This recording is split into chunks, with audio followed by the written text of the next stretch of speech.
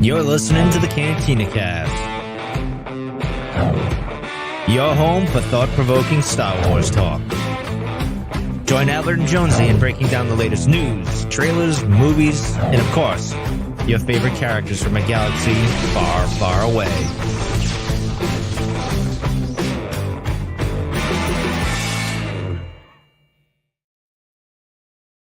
Hello, everyone. Welcome to the Cantina Cast. My name is Albert Padilla, and this is episode 454, our Andor breakdown of the 8th episode entitled, what is this called? Narkina 5, which sounds like a Coruscant pop band. It's not. It's actually a prison factory, as we predicted or theorized on some of the previous shows. But in this episode had all kinds of stuff. I mean, it was, I won't say it's fan service, but there certainly were a lot of good things in here, whether it was writing, the acting, the music was intense, the pacing was great. We had Saw Gerrera, had characters from Rogue One that I was not expecting, though someone did break that news back in February. So it was just a cornucopia of things that were great to see, great to hear. And speaking of somebody is always great to see and great to hear from, Jonesy has joined us tonight. So Jonesy, welcome to the show. How are you doing, sir? I'm doing well, man. I'm trying to recover from this episode of Andor. Yeah. It was intense. It was a dude. doozy. It was an intense one. It was really depressing, man. It was really depressing.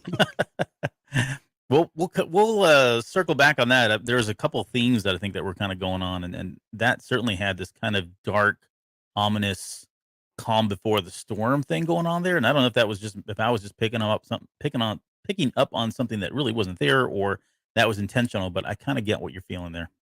Yeah, I mean, it's really good. I can't wait to really talk about it.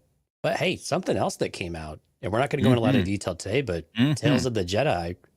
I've only got, I think I got through 5 of the 6. But Okay. What are your impressions of, I'm assuming you've seen all 6. Oh, I've seen them twice. I wow. watched both Andor and this one. I stayed up to watch Someone's both of working them. from home. Yeah, well, every day actually. But Oh. yeah, it was amazing, like beginning to end. I thought the entire series was great. There were moments that I felt like it was just too short, and I wanted more.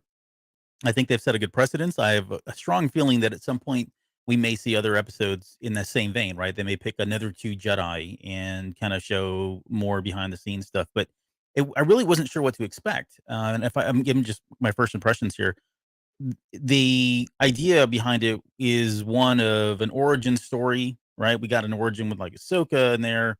It was great to see a young Qui-Gon Jinn, kind of see that relationship. So kind of lifted right out of the pages of Master and Apprentice in some ways. But then there were some things that really surprised me, like giving background into the episode that you watched, the 5th episode. And I don't want to spoil anything because I know people are still getting through it. So it gave us some background on some things that I had no idea, and now it just kind of it fills in a lot of missing pieces that I didn't even know were missing, right? And that's kind of the beauty of it. I would say though, the Sith Lord, which is the Yaddle episode, is by far there's so much to talk about, and I have a feeling I think I posted this on Twitter. We're going to be talking about that particular episode for quite some time. It's actually really deep when you start kind of pulling back the layers of that episode. So Absolutely. it was good stuff. Again, just an hour and a half just doesn't feel. I feel it doesn't feel right, but at the same time, I loved every minute of it. What about you though? How's your what's your impressions 5 episodes in with only one left to go? Really, really good. I can't get it out. The Dooku episodes in particular so far, and again, I haven't got to the last Ahsoka one quite yet. Mm-hmm. So I'm waiting for that payoff. But man, all of the Dooku ones, you really start to, man, they really take what we had in Dooku Jedi Lost and really good point. Enhanced some of that story and filled in a few of the gaps here and there. And yeah, it's unfortunate that it's, they're kind of very narrow stories and they tell a very specific, unique piece of that story. But I think it's really important to get these on visually and on screen where we've had a lot of, audiobook or discussion in a book or the dialogue between Dooku and Obi-Wan in Attack of the Clones, where we're actually seeing some of this descent. How did Dooku get where he was in some ways? And I think it's really cool. And like you said, the payoff there with Sith Lord and all sorts of things drawing from that one. I really can't wait to dig into that series. But overall, really cool. Actually, and one of the things that get you right off the bat is Filoniverse. effectively. Yeah. Because all the little logos they shine, before they do the Star Wars, intro there are all basically Clone Wars, Bad Batch, Rebels, all of those visuals. Ezra's helmet, you get Sabine, you get Bad Batch. That was pretty cool. That was really interesting. It's kind of its own little world now. It really is its true own little Filoni-verse. So Yeah, pretty neat. and it's so funny today. I don't know if you got this in the news, maybe not, but and we can talk about it more maybe on the next episode or whatever. But there was I think Entertainment Weekly did a YouTube video today with Filoni and John Favreau, and they were being interviewed. It's about 5.5 minutes long, kind of talking about the creative writing process and what they had in flight, things that they were doing. But there was, I mean, nothing really big, insightful. But to your point, the only thing I would mention is he was talking about, oh crud, what's the new series with the kids, the Amblin 80? Skeleton Crew? Yeah, Skeleton Crew.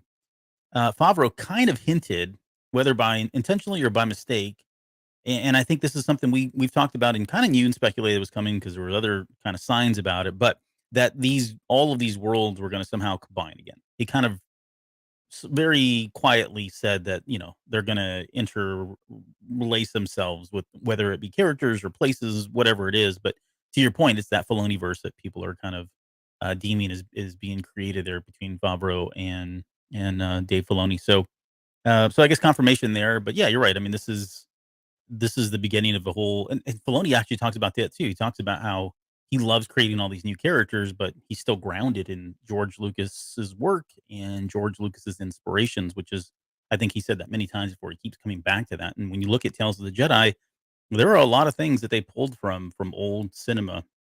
But this isn't a Tales of the Jedi breakdown. So when we get there, we'll kind of pull all that back and kind of get into it. But yeah, great stuff.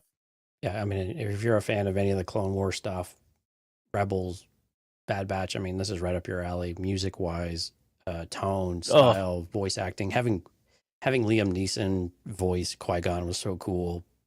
Yeah, and some of the other characters that we won't say, and another special appearance character. Yeah, there was really cool, and getting some different flavors of all that. So this is right up your alley if you're missing some of that animated goodness and maybe have maybe a bit of withdrawal symptoms from not having Bad Batch. So this is a good bridge. This is really good. Last thing though, Kevin Kiner's music is freaking off the charts. Like it's fantastic, so fantastic, and it is. It feels like a natural. Yeah, it feels like a natural continuation of the stuff that he was doing in that last season of the Clone Wars. Like the music was, and we talked about it when it happened. It's got I wouldn't say a synth, but it's got like that Blade Runner dystopian kind of sound. Things are not as happy, I guess, because of the Empire, right? I'm talking about, get that morose kind of tone to it. And he's carried that into these episodes and doubled down on some of that stuff. So at times it's like very familiar Star Wars, very familiar Kevin Kiner, very familiar John Williams. And then he's blended in more of that those darker synth tones into it. And it just feels natural and it feels eerie. But man, I can't wait till that thing comes out on soundtrack because it's such a good soundtrack so far. It is. It's awesome. He picked right up where he left off as far as I'm concerned. Yeah. Fits perfectly. And the visuals and the lighting, again, the lighting is what we always, is where that's where you really see the progression. A lot of these things is the lighting and the animation fluidness and just what they're able to do with it. And knocked it out of the park yet again. You know who knocked it out of the park for us every single week, Albert? Who's that? That's our Patreon members, and they're fantastic. And we got to welcome a new one this week. Matt Crowley joined our Green Milk tier. Matt, thank you so much for joining up and enjoying some of the goodness over on Patreon, some of that exclusive content. And a special thanks to our now part of the tribe members, Mike, Kathy, Rob, Lauren, Dante, Risk, Justin, and Jackson. Justin's in the chat with us here. And then Delusions of Grandeur members, Rod and Eugene. I believe we saw Rob there as well. So thank you, everyone, for participating in the chat. We do a live stream, cantinacast.com/YouTube, if you're curious about checking us out. If you're curious about Patreon, we're actually doing a Patreon episode, and it's going to be this Saturday evening. And this just in, and we have a couple new people coming onto the show too. So cool. Excellent. Yeah. So I'm really excited that we're going to have some fresh voices on the show, and we're going to talk again. We're going to leverage the Andor stuff, and we're going to say the top 3 moments so far for the first half of season 1 of Andor. So episodes 1 through 6, any 3 moments that are on our minds. Of course, a little honorable mentions creep in there from time to time, of course, but really curious. I think we're gonna have there's so much content, and I don't even know how to pick 3, to be honest with you, but by golly, we're gonna figure it out. So you want to join us on Saturday? Gonna get all that posted up online tomorrow. So be sure to go and bookmark it and check out cantinacast.com/YouTube, and you will be able to watch the live stream even if you're not a Patreon member. So we invite you to tune in. It should be a lot of fun. We always have a lot of fun, a lot of different perspectives besides Albert and mine. Yeah. You get fresh voices and you get stale, old voices like ours. Well, we try to get out of the way a little bit, though. Yeah. It's not about us. It's from a certain point of view. Yeah. Everyone. Hey, and welcome, Matt Crowley. I don't know if you're an Ozzy Osbourne fan, and if you are, I apologize in advance. But whoa, what do you mean you apologize? Well, because I'm going now. Like every time I'm gonna Mr. Crowley. Yeah, I'm gonna do the Mr. Crowley thing, which I'm sure Matt's probably like sick of at this point. Oh, I'm sure. Same thing with our Crowley that used to be associated with the show. I'm sure he still listens to the show because he loves us. But right, I mean, who wouldn't? Right, but yeah, I mean, how many times did I drag him through the mud with my renditions of Mr. Crowley, which are off key and no longer relevant. Okay, so so yeah, thank you all for the Patreon stuff, and we'll be there again like Saturday. So excited to do that. What else? We got anything else before we get into the show? I think that's it, man. Let's launch right into it. Okay. Oh boy. All right. So opening begin? thoughts. 49 minutes long. I saw the link and I was like, all right, this is good. I like it. I don't feel like I'm being shortchanged here. And especially now, which I mean, if the next episode or one of the next ones is shorter, I'm not going to cry that much, but I do enjoy the fact that as we're getting further into it and this weave of a yarn of a tale that we're getting, this complex, all these multi-headed threads kind of thing are starting to kind of come together. I do like my Star Wars to be a little bit longer, so I don't feel like it's just being rushed, right? And I didn't feel that with this one. And this was an episode, also just kind of opening thoughts, that I felt like these storylines were finally starting to coalesce, similar to, not to make a stupid analogy here, but similar to what Luthen's doing with the Alliance, right? Things are kind of starting to come together. So we're kind of seeing how everybody's paths are going to cross once again. I think we had some stuff that was probably predictable. Well, we still predicted it anyways, which I thought was is always fun to do. But this episode was written by Beau Willimon. This is his first episode, and directed by Toby Haynes, which I think we had a Toby Haynes directed episode already. So yeah, we did.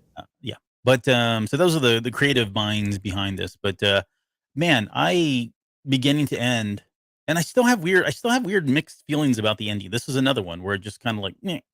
And I get why they're doing it. And I think once we go back and look at it, it's going to be, genius, or at least it makes sense as to why they did it. But I don't really have anything negative to say about this episode, because it was just, I mean, there was just so much here for me personally that I freaking loved it beginning to end. So what about you? Yes. Okay. Next End question. of the show. Yeah. Well, see you tomorrow.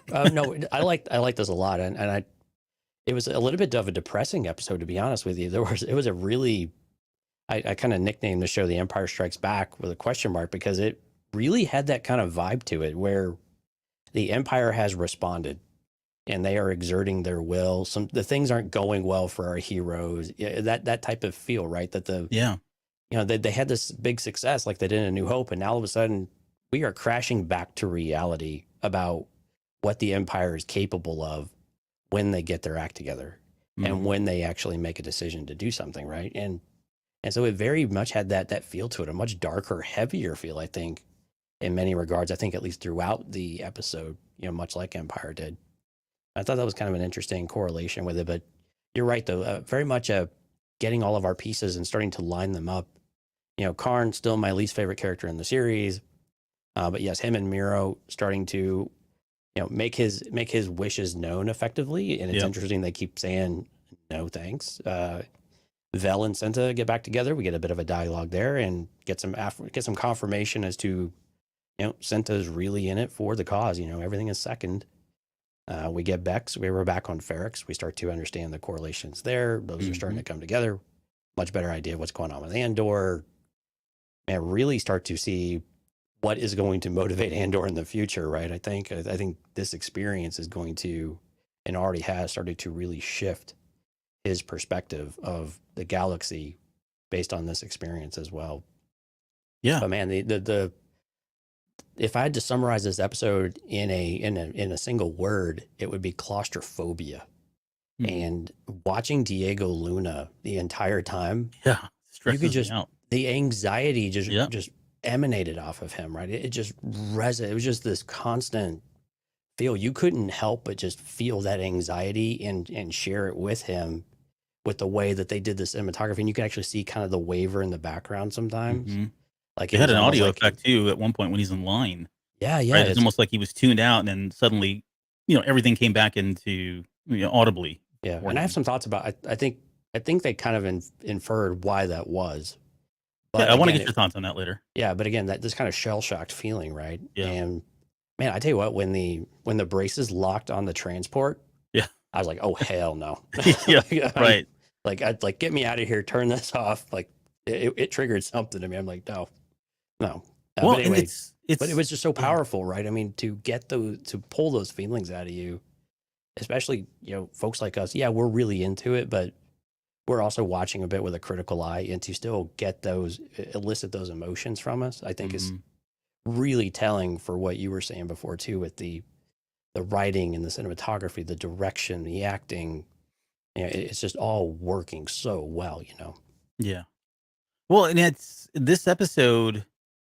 It kind of gives you. I think they do a good job. They've done a good job in books and lore before, but on screen, in the movies, and even in especially like in Clone Wars and Rebels and that sort of thing, you never really get just the sense of how much control and how the Empire goes to great lengths to instill fear, and the processes in which they come up with to kind of build that anxiety, keep people in check, right? It's all kind of, and this is all orchestrated by Palpatine, right? You have to give Mhm. him credit, and it's just kind of being trickled down. But just, and we'll get to this a little bit later, but just the process in which they bring people on, and they're getting into the details of, like, you can't have, there needs to be at least two people and the hands up, program on. I mean, all that stuff is just, again, it Rewarding builds on people the with anxiety. rewarding people with flavor. I mean, Yeah. it's insane, right? Yeah, right, right. But so we've never seen these. I mean, I guess we've always assumed, but we're getting some very fine, specific, nuanced details about what the Empire does to exert their control, which is fascinating in a lot of different ways. And I think more importantly, let's all agree that the best thing about this episode is we finally got the true origin story for Snoke, which I'm pretty excited about, and I'm glad that we did. So I can't wait to hear this. yeah. Well, it's okay. Yeah, it's a joke, but we'll get there in a minute. Okay. All right. So the way I did this is I kind of cut it up. So we'll take the Cyril and Deidre story, kind of go in order of that, because they did jump around, and again, we said this before. They do that to kind of build the tension, but doesn't really make for great breakdowns, in my opinion, because some of these scenes are so short and they're only dealing with one thing that there's really not a whole lot to talk about. But in the context of everything else that happens, I think it makes more sense. So we'll talk about Cyril and Deidre first. Then we'll switch into Mon Mothma. We'll end with Andor before we do the time jump, which is only 30 days. And then we'll just kind of take it in order from there, because I think it probably flows and makes sense. But wow. Okay. So let's talk about your boy, Cyril. Cyril Karn working his 9 to 5 job. Again, that Well, mundane. kind of doing some research on the side. Well, yeah, he's doing the. So when the cool thing was, and I'm sure everybody had this moment. I don't think I'm unique, but you're sitting there watching and you hear the mouse droid, and Mhm. it's such an iconic sound that you're like, "What is their mouse droid doing there?" And I immediately thought, "Holy crap, the Empire's got to be here," unless they're just used everywhere else. Right.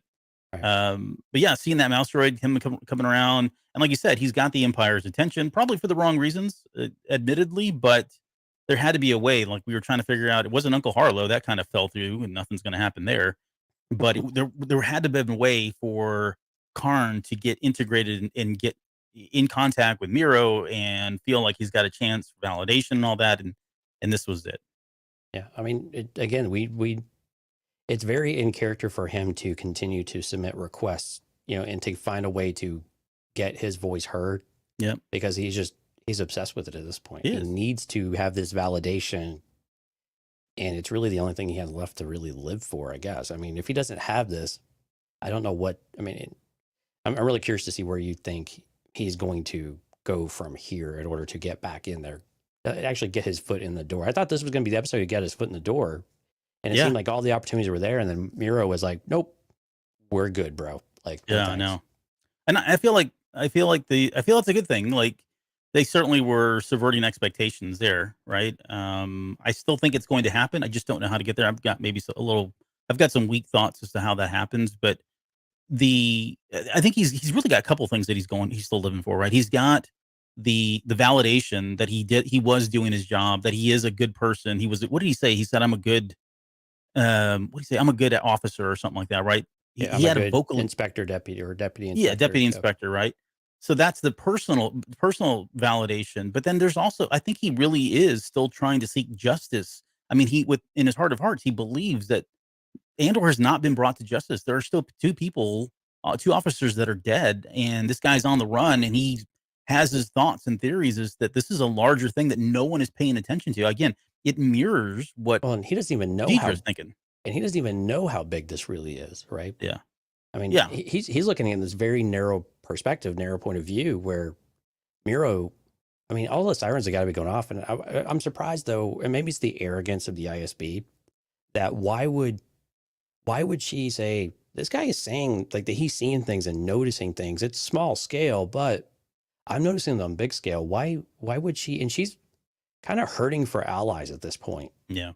Now, granted, maybe she doesn't see it that way. Maybe she doesn't feel like she needs them because she's got the full authority of the ISB behind her at this point and even access to the Navy and the Army. So maybe she doesn't really feel that quite yet. But it seems like to have someone boots on the ground that could navigate this, even if she doesn't necessarily respect him, having someone else, unless she feels like he's just not credible, I guess, is Right. maybe my only concern.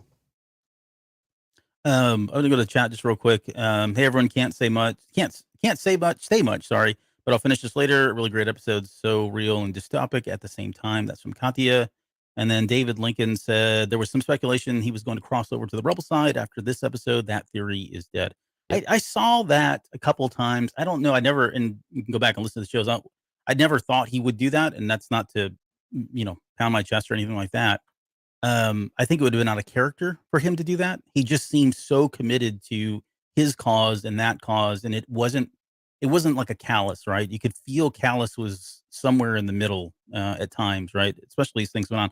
Now that's not to say if we had 6 seasons of this, then there's probably runway for him to kind of do that. But I do feel like he is more suited to go into the Empire and be that iconic poster boy for the Empire. And that's kind of where I'm hoping that he does go.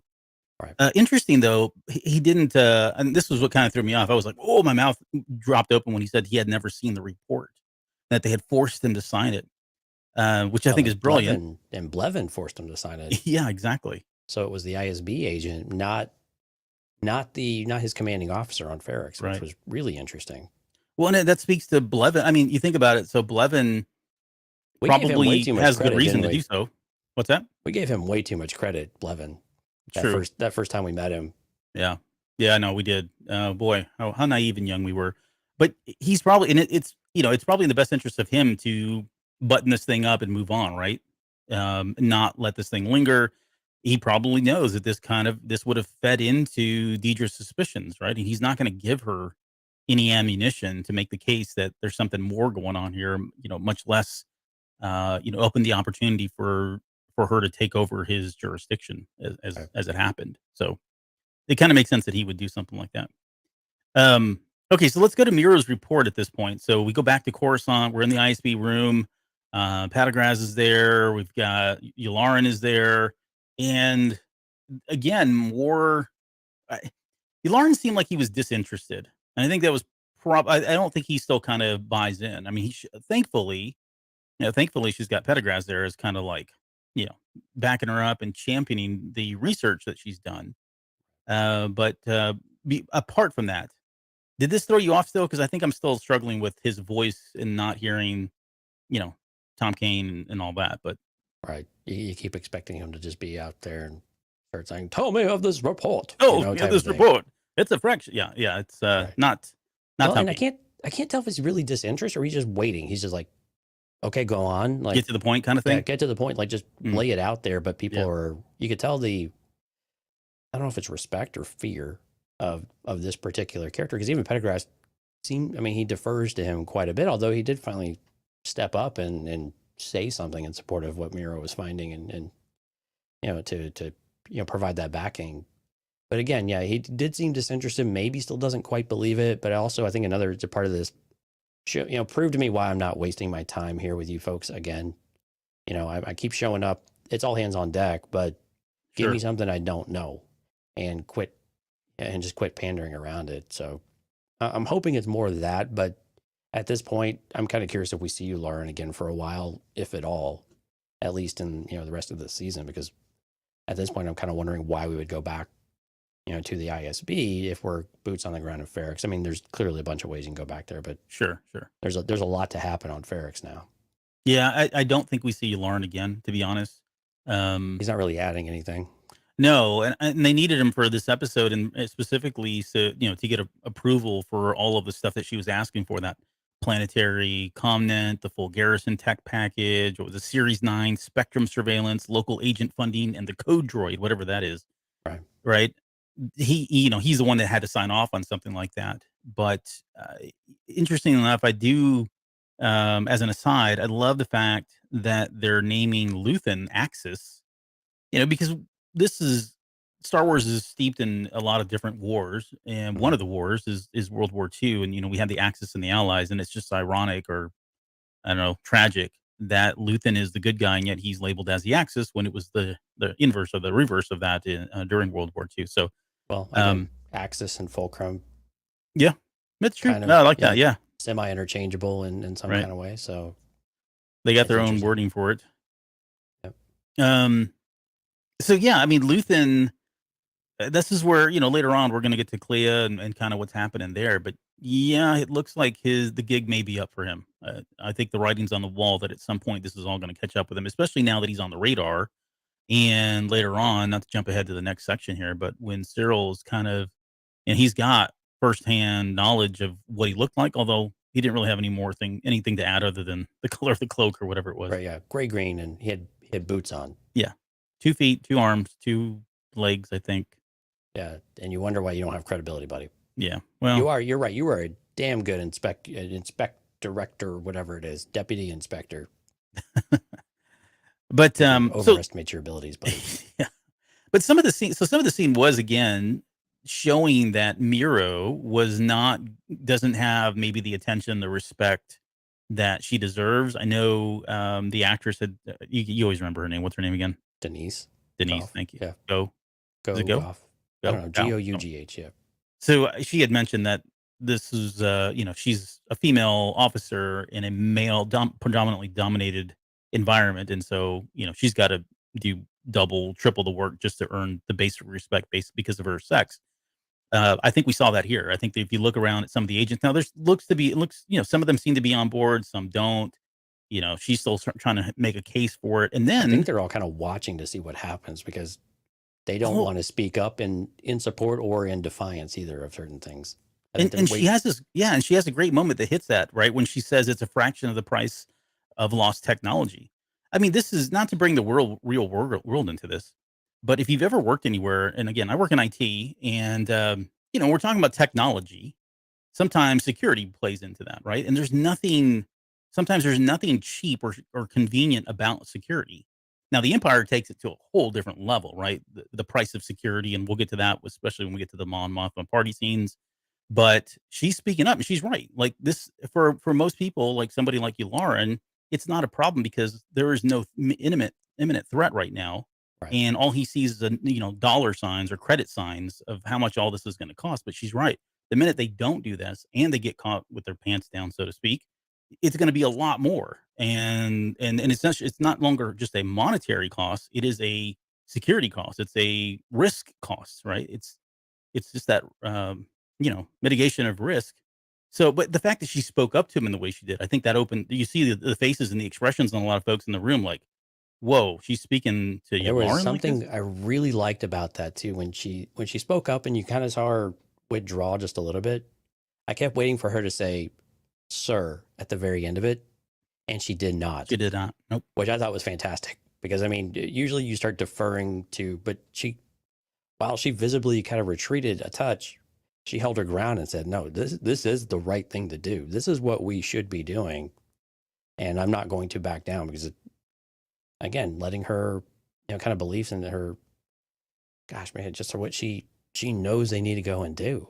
Right. It just champion and just go for it. She has nothing to lose at this point. I think in her book, she knows she's right, and she will be vindicated once she pushes this forward enough. Well, and it's based on her defense and the data that she's put together, the I mean, case it's that all she's put there, right? together.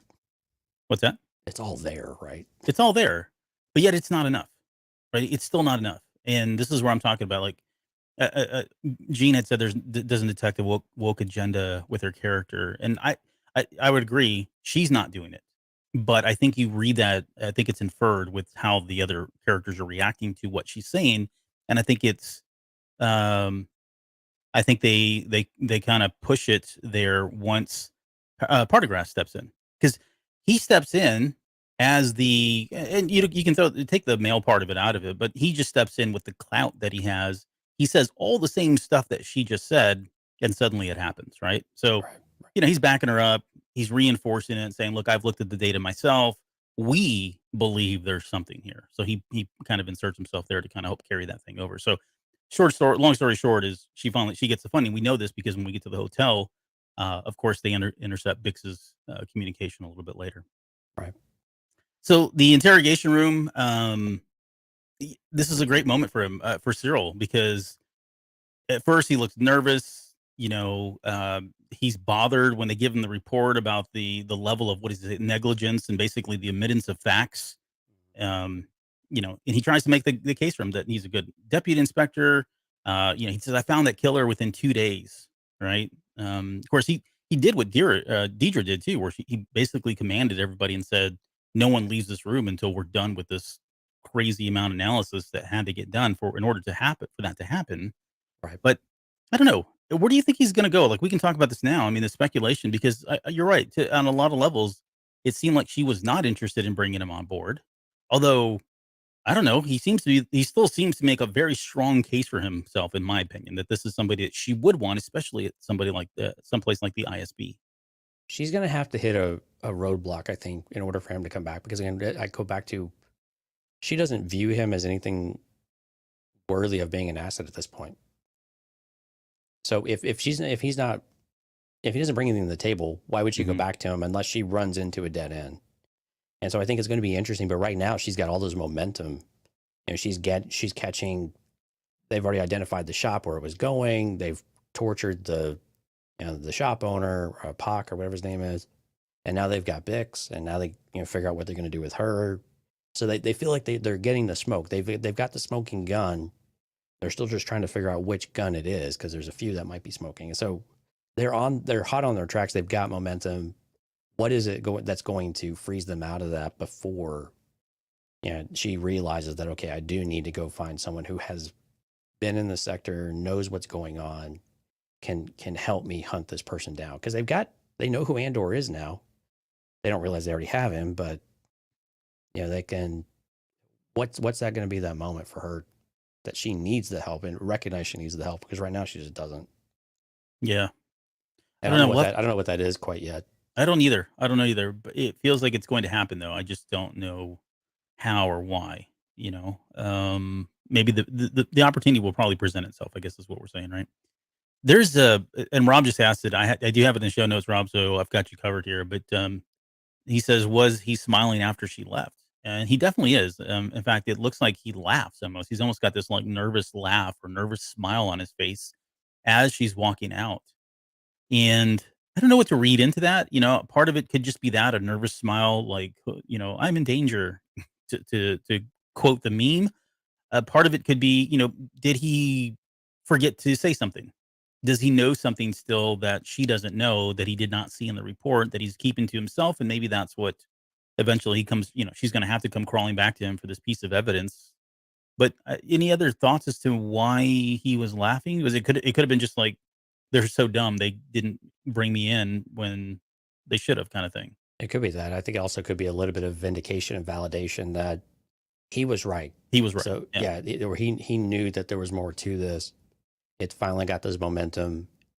maybe the current is starting to shift a little bit in his favor, even though it didn't work out all the way that he wanted it to here. He's finally, at least he has an inroad. He knows whose attention to go get, and he's got a way in now. So I think maybe that's another way of putting it. I didn't really know what to look into it either, but at least he's got some sort of validation that he's not crazy. Okay. Well, I think there's probably 3 reasons there. I don't know if they're very good, but that's what we got. It's the best we got. Right. Good enough is what we go by in this show. Just good enough. You know, no, okay, never mind. That's a dumb theory. All right, let's move on to, 'cause that's the very end of it. So let's move on to Mon Mothma now. And for her, I mean, most of her, all of her scenes actually are at the Chandrillan embassy, which I This didn't. was I thought that actually was the her least. apartment. I thought this was the least interesting part of the episode, actually. What? Where it has You're been crazy. some of the most. It has been the most interesting in some ways.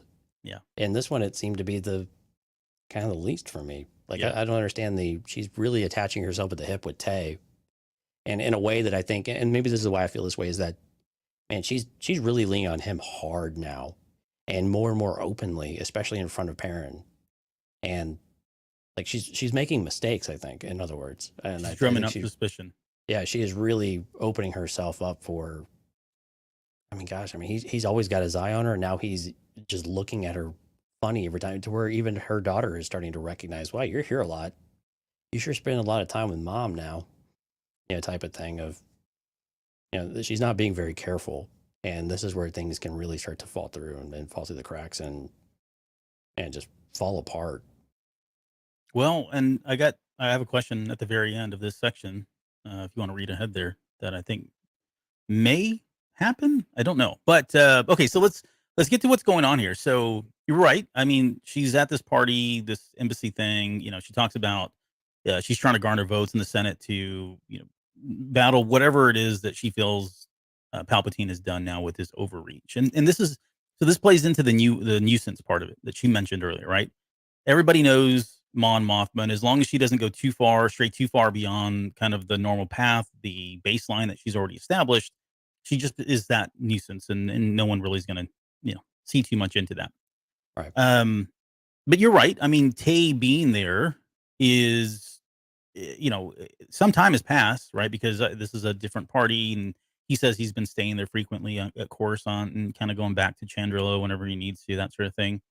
But there was an interesting exchange between Perrin, Tay, and Mothma, where we got some background on the 3 of them. It sounds like they may have known each other, or at least they were acquaintances way back in the day.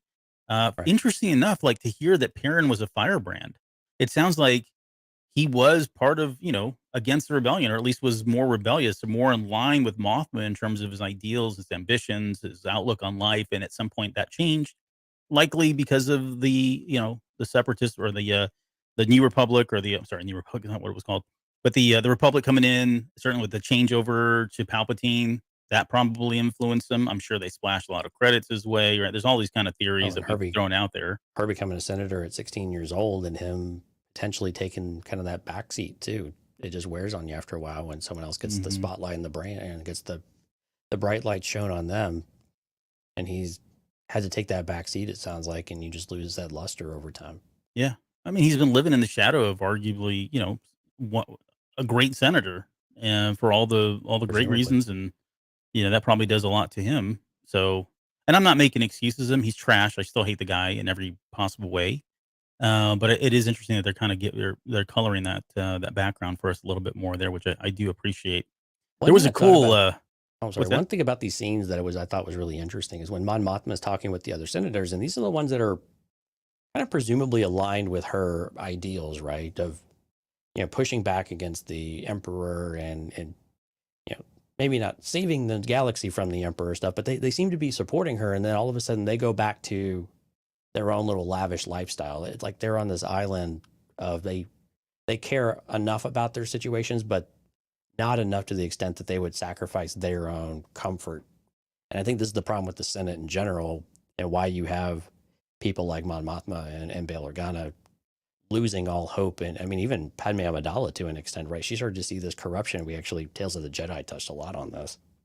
this idea of corruption or these the people who are out there are supposed to be doing good for their people are almost doing it at the expense of their people sometimes.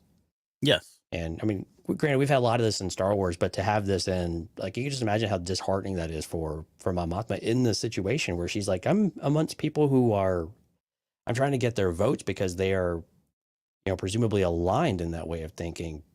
But here they are just really protecting their own power, protecting their own comfort, and making sure that their belly is full when, the Emperor's over here restricting trade routes. That's going to starve millions of people. Yeah. Yeah, and it can feel helpless, and I think that's what we're starting to see, right? Everything's closing in on her. She's getting diminishing returns every time she goes to a senator to ask for, their support because they're getting very complacent. They're falling in line with the emperor and the money that's coming in, right?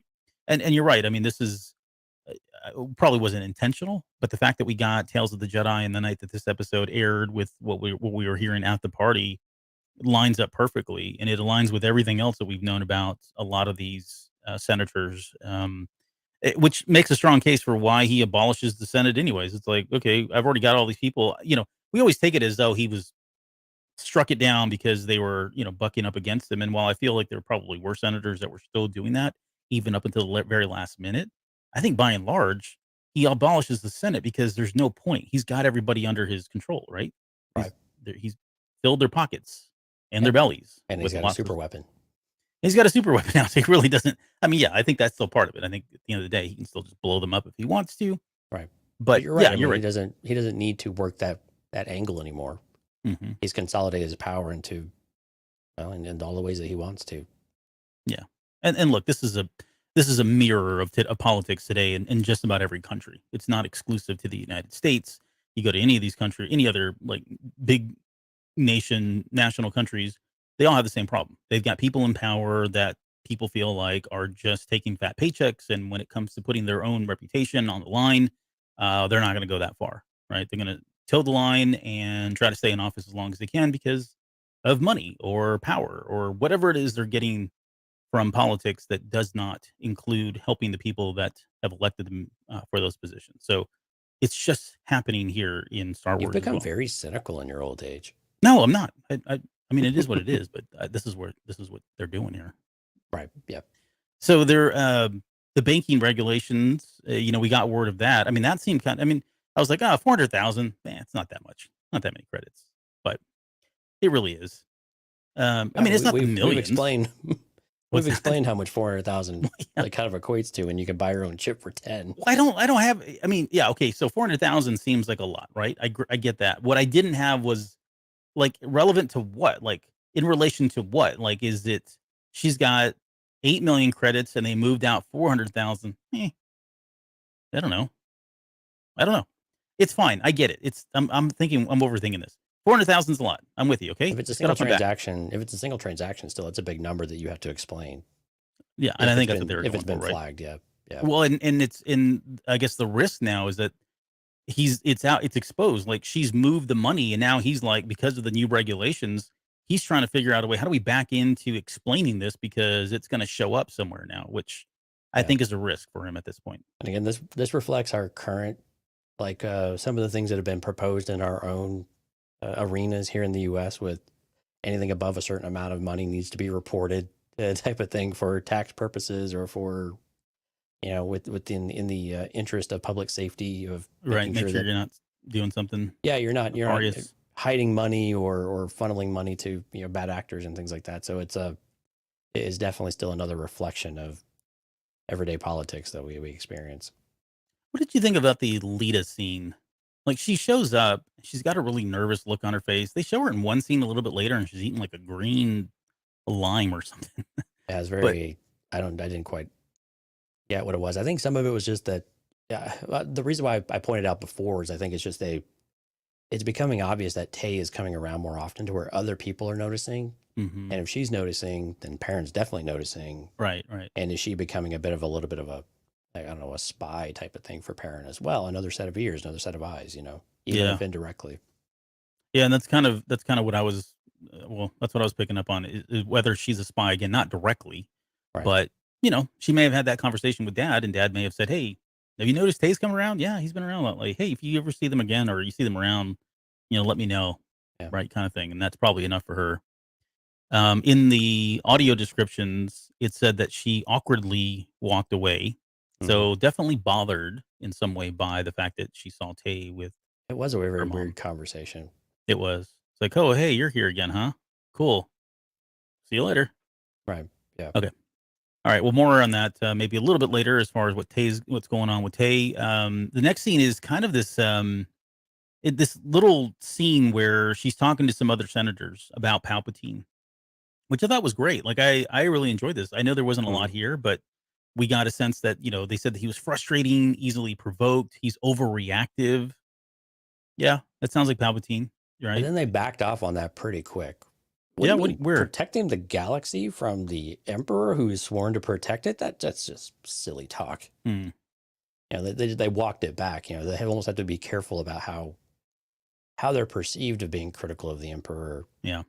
And again, I didn't really get a sense of fear necessarily from some of that, but it was definitely a bit of hesitation about going too far with those comments. And also, I think some of it's just maybe they're just their where they're at, mentally with him. Of like they couldn't fathom that he would actually be a bad guy, basically. Yeah. Right? Okay, I I can mean, see that. he's the leader of all of us. How can we not assume that he really does have good intentions, even if we disagree with certain policies? Well, And so, that's for that kind of sure. That's happening. And I'll touch on here. Rob just said we saw 80 million move, so then to hear about 400,000 sounds small. That's the right, point I was making. It's like 400,000 is a lot, but compared to like what they just stole, probably not a lot. But that's not the point. right. The point is they're going to be exposed, right? There's risk that wasn't calculated or anticipated. Okay, so this scene really reinforces some of what we got when the PORD was announced, right? This public order resentencing directive kind of thing, or the public order is what it's also called. The resentencing was the one that has specifically does with people that are incarcerated. The public order is this new kind of what we call the Patriot Act, right after 9/11. It's essentially the same thing. And when you listen to these senators talk with Mon Mothma and you hear what Mon Mothma is asking, these are the conversations that we were having post 9/11. These are the conversations we were having in 2001, right? About how much power is too much power? Are we okay with giving up, our liberties in the veil of, you know, safety? And is it really it? And she questions fear. I mean, in post 9/11, that's exactly what we were doing. We were living in fear. And so a lot of the things that happened from the Patriot Act and some of the articles that happened and some of the liberties that were taken with those articles by the U.S., to be fair, we question a lot of that, right? How much have we gone too far? Have we given one person or one entity too much power because we need to feel like we're being safe, right? And that's where she questions and she challenges the definition of fear, right? I'm fearing your definition of fear because it is very purely speculative, I guess, subjective from their perspectives, and they seem to be very complacent with a lot of this going on. To your point, they're looking at it and saying, "Why would he do anything wrong? He's the Right. emperor. He saved us. He brought us, peace and prosperity from their eyes, right? Not looking at the whole galaxy and specifically looking at probably Coruscant, and then by Coruscant I mean like the top levels of Coruscant. Yeah, So I mean, and they're acting just like the top 1% elitist type of sure, way of yep, thinking too, and way of behaving. Well, of course they would do that, and like they can almost let go and ignore what the reality of some of that might actually look like, or what, and in some cases, the reality truly is hmm about what's going on in these prisons. Like we get to see, with Andor a little bit later, and just what is going on, boots on the ground in these communities that are just getting completely, just subjugated. yeah, they're And getting rounded up for labor yeah, basically, in the name of fear, in the name of safety. in the name of the empire. In the name of the empire, hail the empire. So, thanks. So Coruscant. So back to the last scene here, back at the Chandrilan embassy, and we get the background on Mon and Perrin. So apparently they were married at 15, so a year before she became a senator, which she became a senator at 16, and it's as a What is it customary with these tradition. customs? Yeah, what is it with these customs? I mean, in Naboo, they've got queens that are barely teenagers. Now we've got senators at 16 getting married off at 15. Yeah. Yeah, man. I mean, it's echoing history, right? I mean, we had Oh, sure. Yeah. kings and queens in France and England that were teenagers, at most. Arranged marriages have been around forever. So Sure. I think the sad takeaway here is, they probably did like each other, right? They probably were both in line in terms of their ideals, like we said. But because it was arranged marriage, I mean, they probably never really truly were ever in love. And so here we are, fast forward now, what, I don't know, 30 years later, or however old they are, 40 years later, we kind of see that they're just kind of going through the motions. Yeah, at this point they are. I think we got a little bit of a feel of that. I think, at least from Mon's perspective, that she really did view Perrin in a very different light, to where there was definitely a much closer relationship and a very strong relationship beyond it being arranged. That there actually were, there was true admiration at the very least. Love and things like that, we don't really know. It seems like maybe there was that at some point. I mean, clearly they have a daughter, but it seems like there was more admiration and, maybe respect in a lot of different ways that has since dwindled from where it was many, many years ago. Yeah. Yep. So here's where I felt like, okay, so maybe this Tay thing is there's more here than it seems, but the whole point of her coming up there, outside of them giving us the background, which was cool, but she came looking for Tay, Mhm. and I would think Tay is probably at a point now where he's probably not leaving the party unless he's checking in with her to say goodbye. I'm leaving now, right? I think she's expecting that too, and then to find out that Perrin says, "Oh, well, he left a little early, right? He had to be up in the morning or whatever." And she's like, "Oh, yeah, of course." Well, this is that scene where she turns away after she makes a kind of, you know, small talk about looking through the window more often, blah blah. She turns, and then her whole face goes to complete dread, Right. right? And I'm starting. I left thinking, I wonder if she's wondering now if they've gotten to Tay. Like, why would he leave suddenly like that? Did somebody was he kidnapped, or is he being interrogated somewhere? But that seems uncharacteristic of him to have just left. And I think she's kind of fearing for the worst, especially now that that money is exposed. And, she's got Perrin looking over her shoulder or over his shoulder at her every time. Lita walked up. There's probably other people in there that are, potential spies or people that she feels are kind of watching her. So I don't know. Do you think it's possible that Tay is going to deceive her, or do you really feel like he is on her side? And this scene, it certainly seems to suggest maybe someone has taken him. Right? They've picked him up from the party, whatever it might be. But do you think there's a chance that he is going to betray her I intentionally? Like I this don't was his. I Like he don't. was set up to do this. Yeah, I don't. But that's it. Could it happen? To quote Mark Hamill, it's It's possible. possible. But I don't think it will. I mean, that'd be a low blow from the writers to do that because it just doesn't normally happen. But because I mean, she has to have somebody in her court, and I think that's what they established with Tay. Everybody's against her except this one character, and even Luthen's at odds with her, right? For in some ways. So, but Tay seems to be the one foundational person that she can trust. He is trustworthy, and that he would never betray that trust. If you take that away from Mon Mothma, that's just I don't know.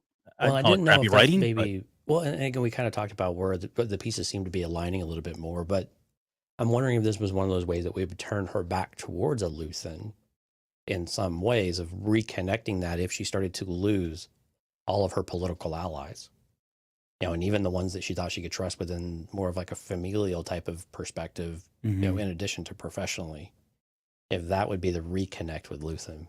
Yeah. I mean, yeah. I mean, that would definitely force her back, crawling back to Luthen, if Well, I you hate to will. say, I hate to say it that way, but No, I I mean, know. I'm making a joke it would about be a that. reason for them to maybe get back on the same page. Sure. Whereas clearly right now there's a lot of tension. But I mean, I think you force her that way. If he is taken or he just disappears and we don't even know the fate of him, which I think would be more interesting, especially if we found out later on. But if he suddenly just disappeared off the face of the map and she feels super exposed now, that's probably enough to drive her back there, right? That is true. Yeah, feeling isolated and alone again Right. on Who an does she go island. to? Right. She's got no one else to trust now but Luthen, even though they may not be seeing eye to eye on a Yeah, couple things. good point. I could accomplish the same thing too. Right. But that Good said, point. though, I mean, we got to keep in mind she stays in power in the Senate. And this spoiler alert, she's in power in the Senate for at least another 5 years.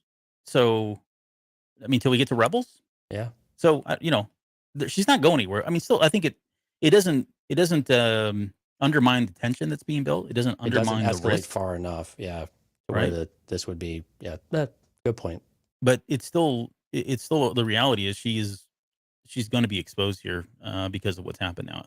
If it turns out to be the case, we don't know yet.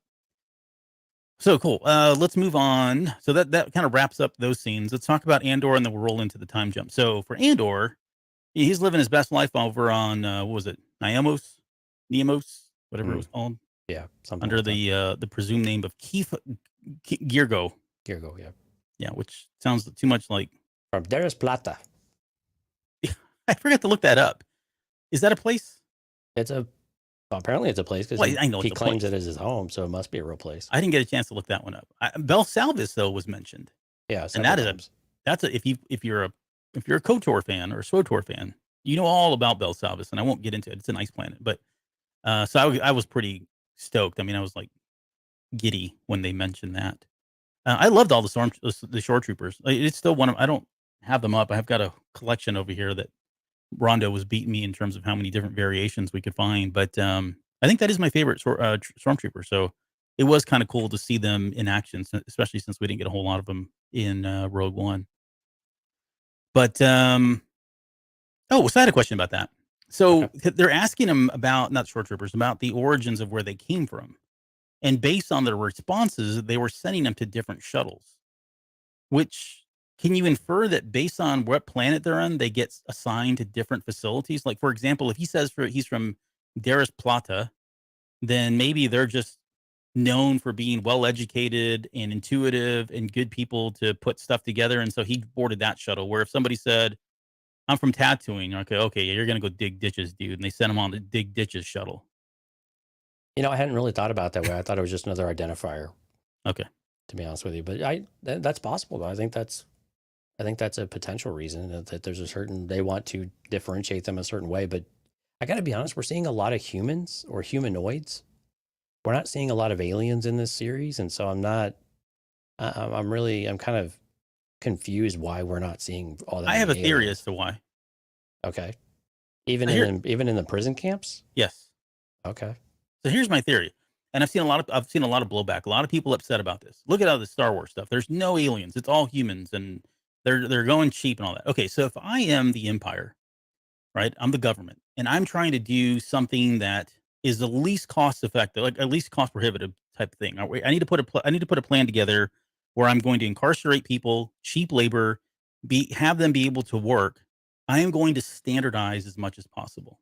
I'm not going to account for all the variations of how many limbs and eyes and clothing and dietary needs and latrine needs. I mean, there's so many variations of species out there that you just focus on one. You say, you know what? I don't, and think about this. There is a level of, I think, xenophobia that happens with the Empire. They've always kind of had that, right? Absolutely. So from that perspective, that aside though, I mean, that's probably enough, but that aside, if I'm going to build all this stuff, I'm going to go for people that I feel like I trust the most, that there are lots of, which are these humanoid looking people on all these various different planets. And I'm going to build that because that's the least common denominator. I don't want to take into account the extra overhead and cost to accommodate all the variations and the slice of life that's out there with different alien species. Well, especially with the focus on efficiency and just sheer productivity, when they can say, oh, we're a Wookiee, we're going to go put you in the mines. We'll go put you in physical labor, lifting stuff, because, well, that's all you're really mentally capable of doing anyway. And in the Empire's, xenophobic way of thinking. So, okay, that makes sense. Yeah. I mean, do you want to go make, outfits in different size, in 7 foot, 8 foot sizes, or put extra arms in there and all that? No, that and who's a lot easier to keep in order, I guess. Right. In those, what you get. Confines. You know what I mean? You know what you get with the templates already there. They're going to be all the same. Because there's a lot of species out there that seem very technologically inclined.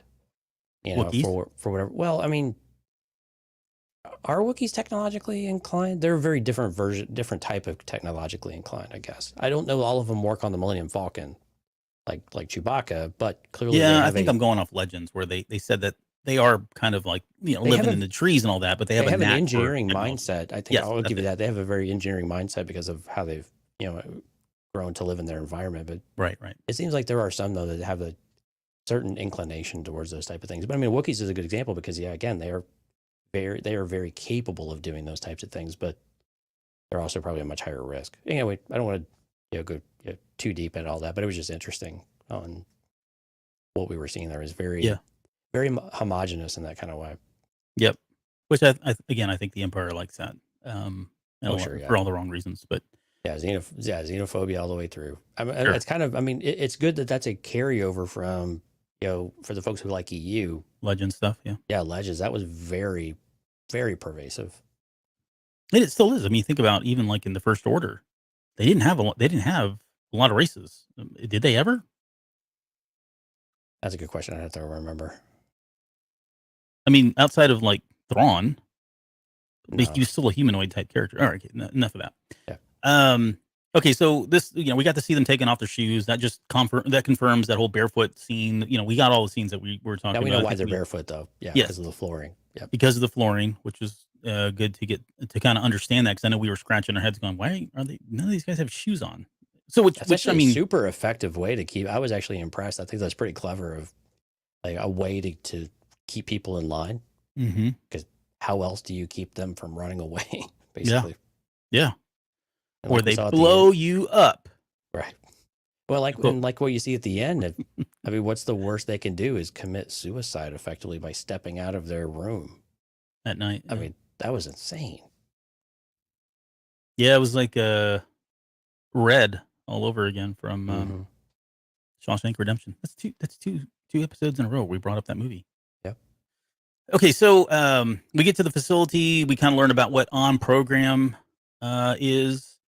There's the guards are wearing these Nike pump shoes. Reebok pump. Reebok pumps. Reebok pump. This is Reebok. That's right. They were more like the Back to the Future Nike Airs, where they just they kind of close in, or the ones that Ripley's wearing in Aliens. Those are Reeboks as well. And then the potent question of why, how can they do all this? And like we just said, it's because they can literally fry you. I'm sure if they crank that thing up to 3 and hit it, you have a pretty good chance of dying of heart failure or something worse. Okay, we get to the here's an interesting scene. So when we get to the actual place where Andor gets off and he's getting taken down to his team, his level, we get into a lot of the process. And while I like to think that the writers are just giving us exposition stuff to kind of hang our hat on and kind of put in our back pocket for trivia night, I do have a feeling there's more here. Like, this is because you got to think about Andor. He's so quiet, and I don't dismiss the fact that, again, he is feeling a lot of anxiety. You can totally see it. It's clearly all over his face. But we have to remember the scene back on Aldhani, where we learn that he pays attention to a lot of things, a lot of the fine details. You see him noticing things all over the place. Yeah. Yep. And this is probably going to pay off for him later in how he escapes, right? So that he's privy to this chatter that's going on here about the protocol, and so we see he sees the boots on the rack. They're unsecured. I think we all saw that. They're just sitting there, right? That's the one way you get off this thing without or you disable that somehow. Did you know the heels? Did you notice the heels have the Imperial logo? Like if you flip the boot around, it's got the Imperial logo underneath there. Yep. Pretty sweet. I tell you what, they put that out, like Nike or Reebok or whoever does that. I'll buy a pair. I'll wear them with shorts. I don't care. For a guy who's not really into the Empire, that would be your second piece of. I've got a hat. You got a hat. Now you're looking for shoes. I'm starting to come on board. I'm starting to get on board. You're coming around. These guys are all right, I think.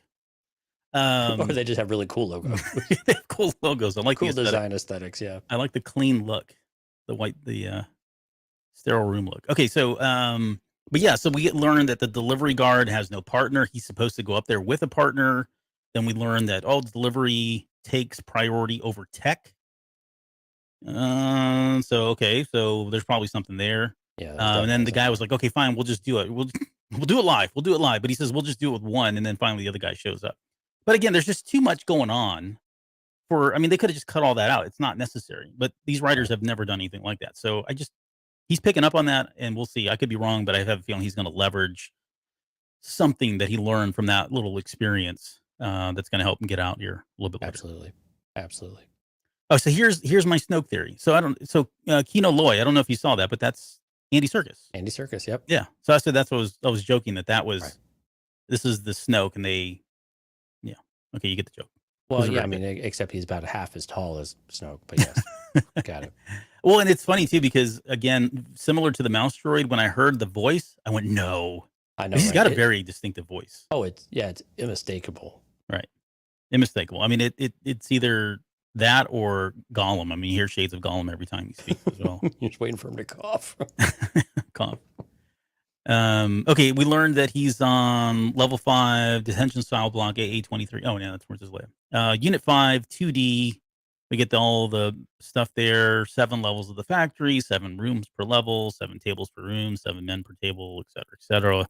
The tables are against the tables. The rooms are against the rooms. So they've almost kind of like Lauren just said precious. My precious. So they've almost kind of gamified this thing. Oh, they have. They've really. You talk about providing motivation for prisoners to get the most out of them. I was actually very impressed. It was actually very clever because not only do the losers get stunned and get fried, but they also get perks for it, right? You actually get flavor in your food. You get rewarded, right, for basically being more effective and being more efficient, being more productive, and it just. And and then you look at like Andy Serkis' characters, Kino Loy, you're like, oh, well, I want to be the foreman, right? Because now I don't have to do all of this stuff. But people fall into line, and you see even Andor, everyone's got they work real well together, and all of a sudden now they're almost the top one, and they're trying to be the top one. Hey guys, come together. We could really we could actually finish first this time, type of thing. Yeah. You start leveraging people's pride in their work and what they're able to deliver on, and they almost forget that they're incarcerated. Yeah, I mean, there's very that. much gamified. You're right. It's very Squid Game-ish, right? There's a level of fear that exists. The underlying fear is really what drives all of this at the end of the day. I mean, fear of getting shocked, because it sounds like if you come in last place for the day, your team gets shocked. Congratulations, and you get no flavor on your food, which is kind of like insult to injury. But and you get barked at. I mean, because then, okay, well, finishing in the middle isn't good enough either, because then your foreman is also ranked against everybody else, and how your foreman performs is a reflection of everybody in the group as well. So it's a really interesting system they've designed in order to really make sure that there are no gaps in any of that. Yeah. So finishing in the middle isn't good enough either. If you're like, well, I don't need flavor in my food. Well, if you're finishing third out of 3 levels, then sorry, that's still not good enough. What I found interesting was with the amount of tension that would build, right? That environment, the amount of stress, the anxiety, pitting teams against each other, pitting members against each other, right? Because if you think about it, and we saw this with what's his name, Olaf, a little bit later, right? He starts to kind of fall behind, and people are looking at him like, well, he's not carrying his weight. I mean, no pun intended. He's falling behind, and now someone else has to go pick the slack up, for him. That's going to put us at a disadvantage. But I mean, the fact that they're pitting team members against each other, teams against each other, levels against each other, everybody seemed pretty amicable. Like, I didn't really get a sense that everybody was yelling or screaming. They were all kind of like working together, which I thought was, I mean, it's admirable and commendable, but I would think people are at each other's throat and shanking each other at night. Think of it from the Empire's perspective, though. You're going to cull the weak out of that too. And you're going to get rid of, the one who ended up stepping out of his bunk. I mean, if you're the Empire, do you want those people to stay around and leech off the rest of the culture you're building, or do you bring everyone else down? If you're old and weak, are they useful? To where you don't care if something happens, if inmates turn against each other in that regard, because A, you could punish them to keep them in line, but B, you've eliminated a problem and you've got a whole system working in the background to backfill. And then you just go back and work them right back into the same competitive process. I mean, when you're not worried about keeping the supply lines full and keeping that, I mean, it's basically a funnel of people, right? Now you got the PORD, I mean, you've got this endless supply of labor. So what do you have to worry about? You just replace it with the next one if one doesn't work out. Yeah. Yeah, I can see where it is in their best interest. I guess all I was all I was saying is I didn't get a sense that they were really at each other. They seem like they're all, even the teams themselves, seem like everybody's kind of cool and kosher with each other. Where I would think they'd be trying to kill somebody on the other team because it gives you an advantage because they're going to be down a person until they get a replacement. So, hey, look, we're going to move up. So, again, we Yeah. probably spend way too much time on this, but um, I want to go to the chat real quick. Gene says, I only have 259 days of my sentence. Sounds like foreshadowing. He's not going to make it. It feels like they're setting us up. It's so scary. And he's talking about Kino here. Look, apparently That's he a good makes it point. apparently he makes it all the way to the First Order. So Yeah. Hello. I don't know if you've been paying attention, Gene, but hello. He's kind of Supreme Chancellor. So Supreme spoiler. Leader, but whatever. Yeah. Yeah. Yeah. Yeah. Supreme Leader. Sorry. Not Where's Supreme. my trigger to fry you and buzz you for getting something incorrect? Oh, we should do that. That's a great No, we idea. should not do that because that would We be could so screwed. podcast with no shoes on and charge our floors. Okay, so let's get back on track. So let's talk about his team members. He's got Jim Bach, who's the guy with the gray 5 o'clock shadow. You got Zal, who's the ginger. You got Tago, who I called Slim. He's like the real slender looking guy. Olaf, which is the old timer. I put that in the notes, and then in the audio description, they called him an old timer, so I wasn't too far off. You got Ham, who's the slick, greasy hair looking guy, and then you got Melshi from Rogue One. Right. So very cool that we get to see. And for anybody that doesn't know, Melshi is the guy that they send to get Jyn Erso, like break her out of jail, the prison that she was in on Wobani.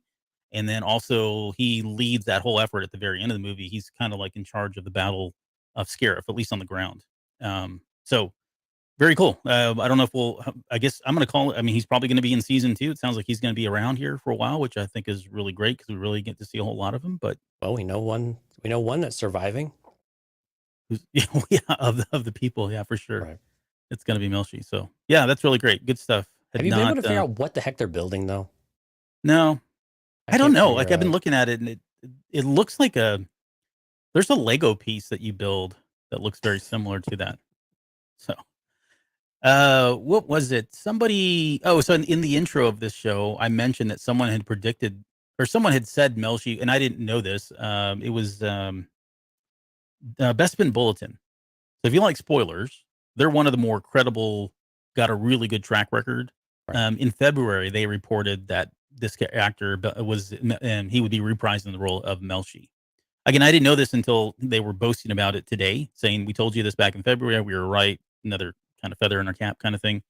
But yeah, no, very cool. Like, I just love the fact that he's in this, and we're going to get to see more of that relationship continue to kind of blossom. And he kind of starts spouting some truth a little bit later with Andor, but more on that in just a second. Okay, so on the Sky Bridge, this is that audio piece that we were talking about where, excuse me, it almost like he was lost in thought, but they did something weird with the audio, so he was kind of like tuned out, and I wanted to get your thoughts. I think he just got fried. I think this is the first day they finished last. Oh, this is like an after effect of it. Yeah, I believe he was still getting used to being fried twice because they made a comment like 2 times in one day. Yeah, sucks, dude. It's tough, man. Yeah, we've been there. So because at first I was a little bit lost, and then when that came about, I was like, oh, okay, maybe he's still recovering. But again, I think there's still a little bit of shell shock though too, because we know he's from the moment. I mean, the whole experience has just been a whirlwind of him getting thrown in jail for basically nothing, right? Mm-hmm. And just completely confused as to what's going on, and going from this moment of I'm free, I've got money in my pocket, I've got Cheetos and Red Bull. Yeah, exactly. And there's a lady in my bed and everything's going all right, and gonna let things cool off for a while, and then all of a sudden, like the Empire found him in the most ridiculous way possible. Mm-hmm. And they don't even know it's him. It's just like how is life this unfair? And he's just like, oh my gosh, what surreal, when am I going to wake up? And keep pinching himself type of thing. So it feels like he is shell shocked, but when you're getting your brain fried to your feet, right, there's a certain element that probably helps. Yeah he went from that to getting processed, right, in the system that has existed for quite some time. So that in itself is probably dizzying and shell shocking. So but they're in that same scene. Okay, so I think that I like that explanation because I wasn't sure what was going on there, but yeah, that makes more sense. There is Taga, who's the slim guy, and he's using these hand signals. And of course, Yeah, we don't this get a is. lot of information here. They're teasing us. We're gonna get something a little bit There were later. What do you think's going on? multiple people all communicating back and forth though. Yeah, yeah, So it's interesting how they developed the system in the first place though, and who are these people and what are they saying? right, right. But like you said before, Andor's very observant. He's sitting there just watching the guy like, what is going on? Hmm. Now, I didn't get a chance. I've seen the episode 3 times, and I failed to go back and look to see. I know there's one person that's kind of directly across on another skyway kind of tunnel thing that he's talking to. But are you saying there are other people in the skyways too that they're all communicating? There were other individuals, at least one or two that I saw. I didn't pause it, but I did Okay. see one or two others that were going back, and you could see them making motions as well. Okay. So So, I, it is communicating definitely, and there are more than just one. How many mhm. though is unclear. It seemed like it was just a few, but So yeah, it may not be Andor then that orchestrates the mutiny or the seems prison like break. something's already in the works. Yeah. At the very least, there is some sort of organization happening. Right. But again, But even when he's admitted, we start to hear, a bit of like the people are familiar with the rebellion in some capacity. Although the information, they're desperate for that outside information to come in. yeah, yeah, that's in the next scene here. We'll get to that. The only other thing I had on here is, I guess the way I was picking up on this is, we saw two people like two directions, and it seems Yeah, like that is the day shift leaving, shift night shift change. coming, shift change kind of thing. Yep, Okay, seems like it. yeah, yeah. Okay, so yeah, when we get to the cell block, we kind of predicted this too. I think in the teaser trailer about this was a prison, and that when that light went red, something was going on. That was that foot that we saw. Turns out that was Cassian's foot. That is the last thing that leaves there. Um, there, I want to talk about what you just mentioned, where these guys are trying to.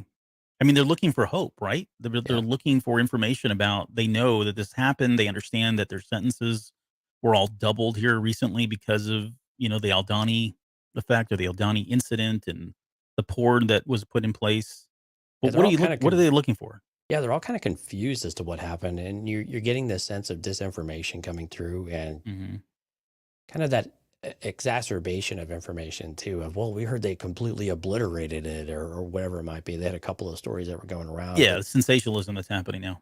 exactly, yeah. But again, I think you're right. I think it's this desperation for hope that there is something happening that is going to change what's going on. But they also feel it from the other side that, and do they, and the question that formed in my head is, are they going to have a certain amount of resentment towards what's going on because they're the ones paying the price? All of a sudden Sure. went from Hmm. 6 months to 6 years, right? Yep. There's Yep. something ridiculous going on. Everything's doubling, everything's changing. And, these guys are out here doing whatever they want to do. And we're the ones here suffering and we've done absolutely nothing. And they ask Andor, like, why are you here? What'd you do? Nothing. And like, yeah, we're getting a lot more of those. So, I mean, at some point, you either are you breeding rebellion inside, or are you breeding resentment for the rebellion, and it's working both ways against and for the empire, and which one's going to win out in that regard from inside. Now, granted, we have a pretty good feeling which way that's going to go, but again, you Yeah. can start to see why that would be really disheartening for some people, and it Yep. doesn't inspire you. It actually makes you angry in some Hmm. ways. Hmm. Yep. No, good point. This ends with Melshi basically telling him, "Look, don't pay attention to the numbers. They're just going to add more number. They're going to add more time. They'll find ways to add more time. You're never getting out of this cell." And that's when Kino steps in, which I'm thinking he probably doesn't want him to break his spirit because he needs him to work, kind of thing. Right. It falls in line with what he said. If you feel like your spirits are broken, I don't want to hear it. Just do your job, kind of thing. Right. Right. He doesn't And want again, him jumping and killing himself like we're going to get here, later down the road here. and again, he's counting his numbers down because he feels like he's got the light at the end of the tunnel is coming finally. Yep. I'm trying to remember. Yeah. Okay. Well, here's where we get the time jump. 30 days later, and you look at that counter, it does tick down by 30. I think it was 2189. It's 2159 now. Yep. We're back. We're still on Narkina 5, and we get the group shower. Always Group awkward. sanitation room. Yeah. Sanitation room. Yep. 7th grade all over again. Looked like a gas chamber. It does look like a gas chamber, I mean, especially with that mist coming down. It I was was like, freaky, what a is little bit happening here? It's freaky. like, Yeah. oh, okay. They could easily replace that though if they needed to. And then we see them. They're kind of, not to bring in the whole stages of teen development again, but they seem to be working really well together. But Yeah, this they is do. where we see Olaf falling behind and someone having to go pick up the slack and kind of cover for him. There Yeah, was the actually pin was jammed. He's just not strong enough to do it. Someone had to go help him out. yeah, But even then, Andor kind of takes a break as they go and work it out. And Kino Loy comes over and is like, "Is this break time? You taking a breather?" hmm Like, no, you still work even though something's going on. Why aren't you over there? Everybody should be pulling in the same direction. Again, just keep everyone motivated, I guess, to use finger quotes. yeah. And we've all had that job or that job and that boss. Yeah, Taco Bell. Okay, Are we having a moment? no, I've never worked at Taco Bell. Full disclosure. Okay. Okay, so we go to Ferrix, back to Marva. Marva Andor's home. She's not doing too well. She's Yeah, not ill. looking too hot, huh? No, she's injured. She hurt her knee. You've got Bix and Brasso that are kind of making the rounds, coming over, taking care of her. They call her a rebel, but I love the story that there's this like floodgate or something, and she's obsessed with troopers, right? And she's decided that she was going to open up this old floodgate as another way. Like she can't go fight the war, but she can provide opportunities for the rebels should they appear, to help them, win the war against these guys. So I don't know. Some of it speaks to her just being old age, and I don't want to say senile, but I mean, they almost talk as though like she's off her rocker. She shouldn't be doing these kind of things, right? Let's get Well, you I back mean, to bed, Grandma. yeah. Well, I mean, and clearly she's suffering as a result, and she's towards the end of her life. She's having a hard time breathing, so she's probably putting herself in difficult places and just keeping up, and she's getting injured while doing it. But again, she's motivated. She has something to live for all of a sudden, and she has a hope that there's a better way to come, even if I think she knows she's not going to see it to fruition, but anything that she can do to contribute to that and to make Ferrix ready for liberation, she's willing to do. And I think on some level, she's hoping that it will inspire anybody else in order to do some of the same things, right? And to rise up and say that, look, we should use these other folks as inspiration, not as something that's brought this to our door. Now we need to do something more about it more than ever. Yeah. Lauren said I'm worried about him. Is she? I wonder if she's talking about Brasso. No, she put that in there before. Or was that I had to ask Lauren? We're on a delay. Andor. Yeah, it was on a delay. It may have been about Andor. Okay. Or maybe Yeah, it's don't about forget, Ulaf. we're on a delay of like 30, 40 seconds, so we don't see your chat comments until in the future or in the past, Right, depending on where you are. we have to go back to the future. You have to go back to the future to see the past. Oh, she's worried about Ulaf. There you go. Oh, for Olaf. Yeah, he's done. I mean, you should be worried about Ulaf because his days are pretty much numbered. Yep. His I think they're kind of signaling that. Yeah, Count Ulaf. I mean, wait, just Ulaf. Count Olaf. Oh, let's see. Where were we? Oh, okay. So yeah, she doesn't want to go to the nursing home, the Daughters of Ferrix or whatever that was. Yeah, it reminds you of like the Daughters of the Revolution. Revolution, yeah. Daughters of the Confederacy, all these other organizations that exist after the fact. Yeah. It was neither knows where Cassian Andor is at for the last 30 days. He's kind of been off the grid. And then I wasn't expecting this. Surprise, surprise, Vel's sitting across the street in a cafe, with eyes and ears on what's going on over at Mama Andor's house. Yeah. So with Cinta. Yep. And again, this is where we get confirmation of the uneasiness of this relationship. And Vel kind of wants out. I think Vel's kind of done. I'm curious what exactly I'm having a hard time connecting the results of what happened on Aldania, and maybe it's just the shock of what happened to Nemec and the price that she really had to pay. And I almost think she was a bit more aligned in some ways as what was the name of the guy that turned on them at the end there, that Andor killed. But I almost called him Slimo, but that's what he was. He was a Slimo, I guess. He was a Slimo. But anyway, I mean, Cinta kind of recalibrates, and it's like, you know what? Our relationship was always what was left over after the cause. And we both agreed to this early on, but Cinta, again, to what we learned about her very, at the very beginning, is that this is what she believes. This is her life. Mm-hmm. Everything else doesn't matter, because if we can't further the cause, if we can't win this war, and then none of this stuff matters. Sure. Yeah. There's no future for us to have. But man, she was really cold though with, Yeah. I'm a mirror. I'm whatever you need to see in that moment is basically what I give you, telling her basically you can't trust any of my emotions. Mm-hmm. Is kind of what I gathered from that. Which for Vel, I mean, then she went and squoze her hand almost to prove the point, of saying, maybe I do care, maybe I don't. It was kind of a And we've all been in that relationship. Bunch of mixed signals, huh? I know, right? Yeah. Still bitter about that one, or those. All of them, yeah. No, it's a good moment because I think it reinforces Cinta's resolve and her determination, right? And where her focus on the mission at hand, and whatever's left. I mean, that was the cool part. What their relationship is, quote, what's left, and that's totally not how Vel sees it, of course. And I think we get it's hard to hear. Right. What's that? It's hard to hear too. Yeah, for sure. And then we see her on the shuttle, and she looks like her dog died.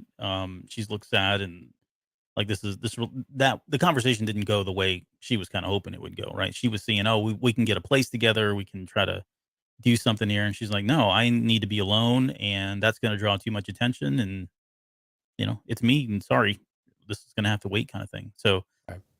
Which we did get confirmation of that a little bit later too. She does get that apartment or whatever it is. It's kind of across the street with an eye shot of Marva's front door. Right. Yeah. I mean, Andor's everything that matters in this point from Clea's instructions. Mm-hmm. Now the cool thing we got, and I don't know if you guys skiing. Thanks, Jonathan. And again, I don't know if he just threw that up or if that was the delay or whatever. But that's the person we were talking about earlier. We got there. Thanks, Jonathan. Yeah. Thanks, dude. So Cinta makes a comment when Vel asks, what are you going to, what's your cover? What are you going to say? And she says, maybe I'm a rich girl running away from my family. Ooh. And then Vel looks at her and goes, that's cold. So you get confirmation that that's Vel's background. We don't know any more than that, but it does sound like she comes from a wealthy family, running away from her family. I've not put a lot of thought into this. I'm trying to think now. Okay. Usually those are great little Easter eggs to slip them, her as being somebody that we're already familiar with. You know what I mean? I'm not saying that's going to happen. It could be no one, but it would be kind of cool if it turned out to be somebody that, has already been established in Star Wars. But it goes to show you, it's one of these things of, yeah, we both believe in the same cause, but how could you be that invested in it? Because you were born with a silver spoon. Mm-hmm. You were born in this completely different world where the rest of us have had to fight and scratch and kick and scream for everything that we've gotten in life. Mm-hmm. And you chose this, but really you could go back to that lifestyle anytime you wanted to. And you're just proving to me now that that's really what you want to go do. You've had enough. It's got too hard for you. It finally got real for you, right? This is the Andor speech to Jen in Rogue One, effectively, right? In some regard. Yeah, right. And ironically, the person that ends up leading the rebellion is somebody who's born with a silver spoon in her mouth. So, Leia, of course, but we got that, buddy. Yep. Okay. So Leia is a character who, no, I'm kidding. Mothma too, right? Yeah, Mothma too. Exactly. So those people are out there. They're good people. They just got a lot of money. So we get to Ferrix, back on Ferrix again. The next scene there is Pac. She basically says, Bix says, I need to call Luthen. They're trying to find out where Andor is because they want to tell him that we Marva saw this coming, didn't we? Yeah. I mean, I don't blame Clea. I mean, she's like, no, we can't, because they set that up, right? They who was it? They got after Vel. Yeah. Every time you contact us, listening is just as bad as calling. Exactly. And that's exactly what's happened here. But there is an interesting conversation between her and Luthen about Clea trying to get Luthen to realize he's putting himself at risk. And she uses the word that, he's slipped up. And at the same time, he's trying to tell himself, no, I'm not slipping. I'm tired of hiding. That weight is probably overbearing at this point, especially with what's going on. He doesn't want to hide. He calls himself a coward later on.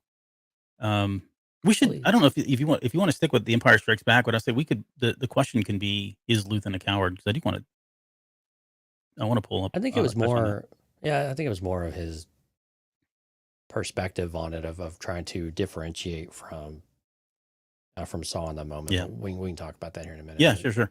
But but yeah, yeah, it's. I like that. I mean, I like Go ahead. that she's having to convince. Well, she's just trying to bring the reality back to Luthen's doorstep of saying, look, this is what it's take. This is what's going to take to win. You're not, and I get it. You're eager and ready for this thing to go on, but we can't. We still have to be smart about it. We still have to do the things that make sense because we're on the cusp. Don't screw it up now, type of thing. And her making him make the call to pull the plug on Ferrix was really important. She basically, I mean, we see who's calling the shots. Like, no, you tell me to hang up on this call, basically. You tell me to unplug him. You tell me to do this because I need to know that you're in. I need to know that you and I aren't working against each other and that we're not aligned either because Yep. he is going to be a risk to her. And so it was a really important moment for her because I don't know. And granted, we see how ruthless she can be. You start to wonder a little bit if she's kind of keeping an eye on Luthen in some kind of ways, which I imagine she is. Yeah, I think she is too. I forgot to mention we said this before, but there is still a theory of Vel being Luthen's daughter. Yeah, Which, and I think there's probably some of them. There, it's possible that that's true. yeah. Well, and now with this new kind of piece of evidence that she comes from It a wealthy family, seems plausible, right? plausible. He's got a ton of money, so it's possible. And that would be why they know who each other are and why they have a bit of a closer relationship. Yeah, right. And that's why she's also saying we don't talk about him. You don't bring his name up. We don't mention him because that's family, and Yeah, she's protecting him in some she's ways. protecting him. So we get that quick scene with Bix and the signal going out. That was kind of frustrating for her. We get it, and then we get Vel leaving on the shuttle, and then Cinta watching Marva's house. Okay, and then we get to the good stuff because now we get Luthen jumping into his ship and heading for Segra Milo. Now, I don't remember this from many of the Rebel Rising books, and I did not get a chance to look to see if this has been an already established moon or, yeah, I think it's a moon or it's a planet. I don't know. It's one of them. But it's not a star. I know that, but it's a moon or a planet, and we get he's heading out that way, and he says take the long route, and I'm assuming it's because he had to get changed, take the wig off, and Maybe so. and do all of that. I don't know, or maybe he had a new soundtrack he wanted to listen to. Right. Okay, we get to Narkina 5, and this is where we get VMOS, whose name is mentioned in one of the guys shouts it after he does it. But yeah, I mean, they keep talking about he rails it, which I'm assuming is kind of short for killing himself, suicide. Yep. Stepped out onto the deck.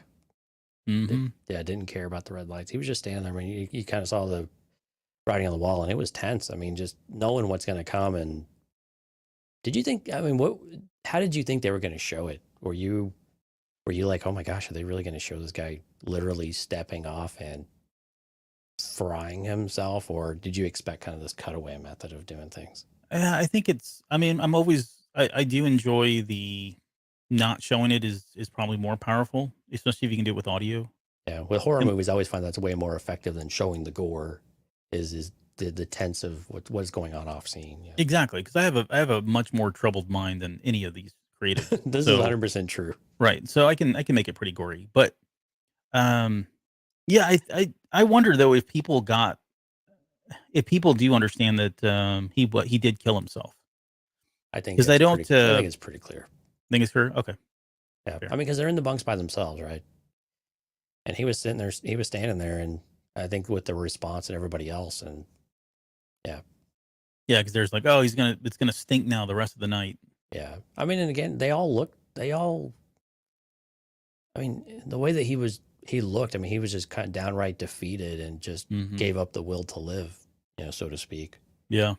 And then, I mean, clearly the only way he was going to do that was to step out, and you could hear the yelping. I mean, yeah, so I think it's pretty evident.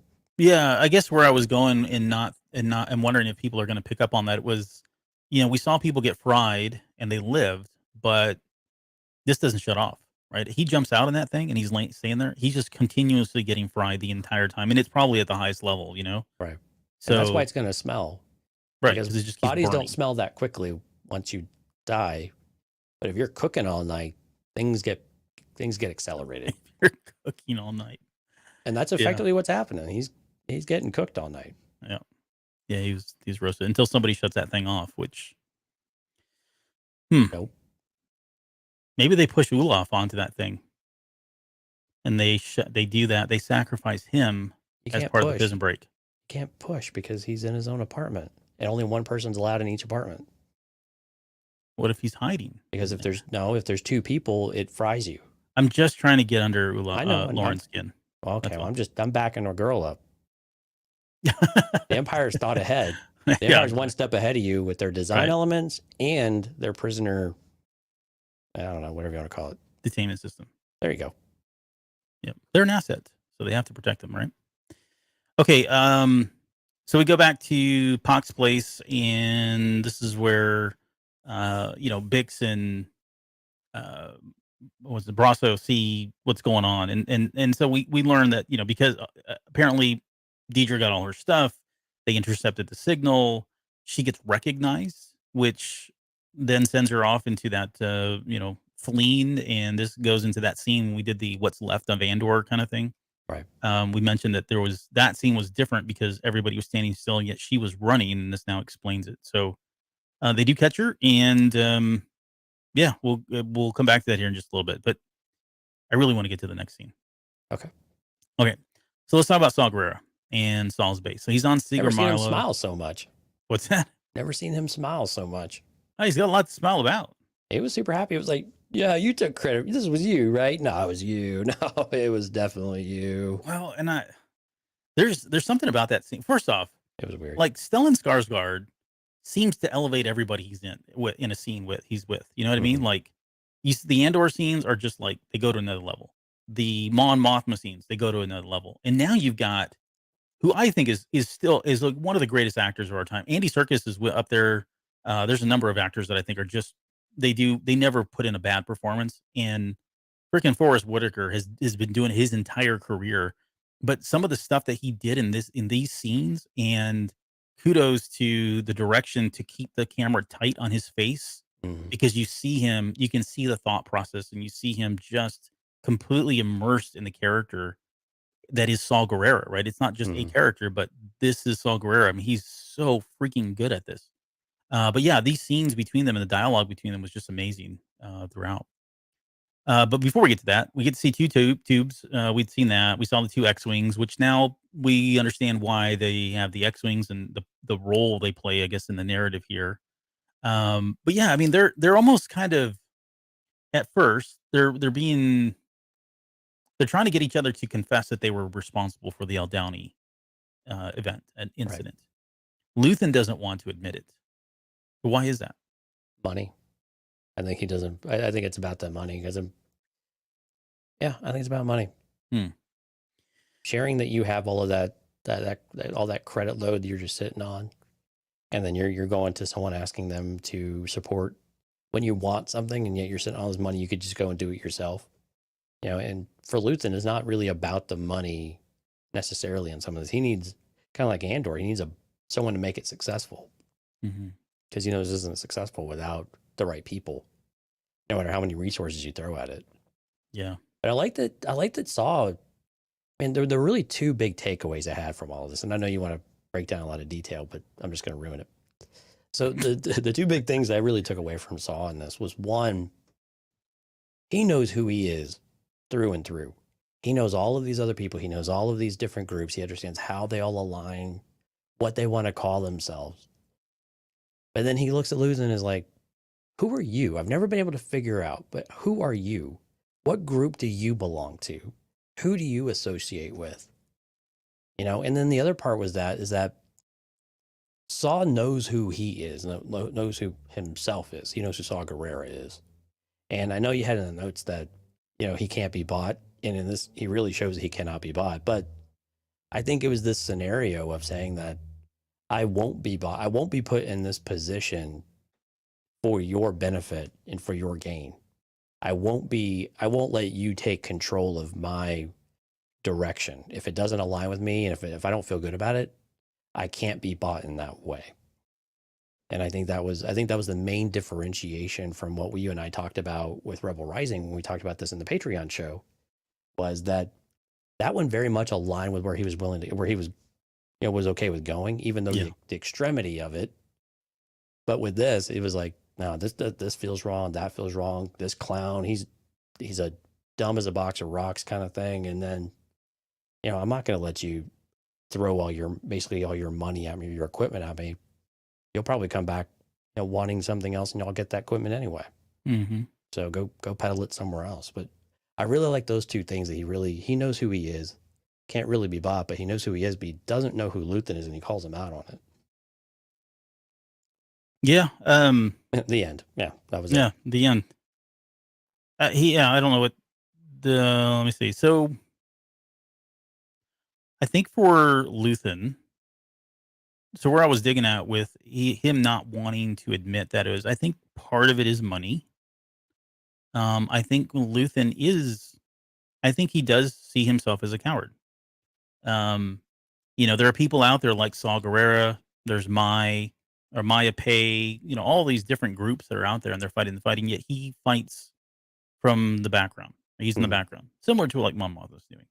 But he's not putting himself out there. And he goes to great extremes to keep himself hidden, not to expose himself. And I wonder if there's probably some internal conflict with him. Like I think he looks at Saw Gerrera and says, there's something admirable about somebody who just puts himself out there. And he has the favor of the people that follow him.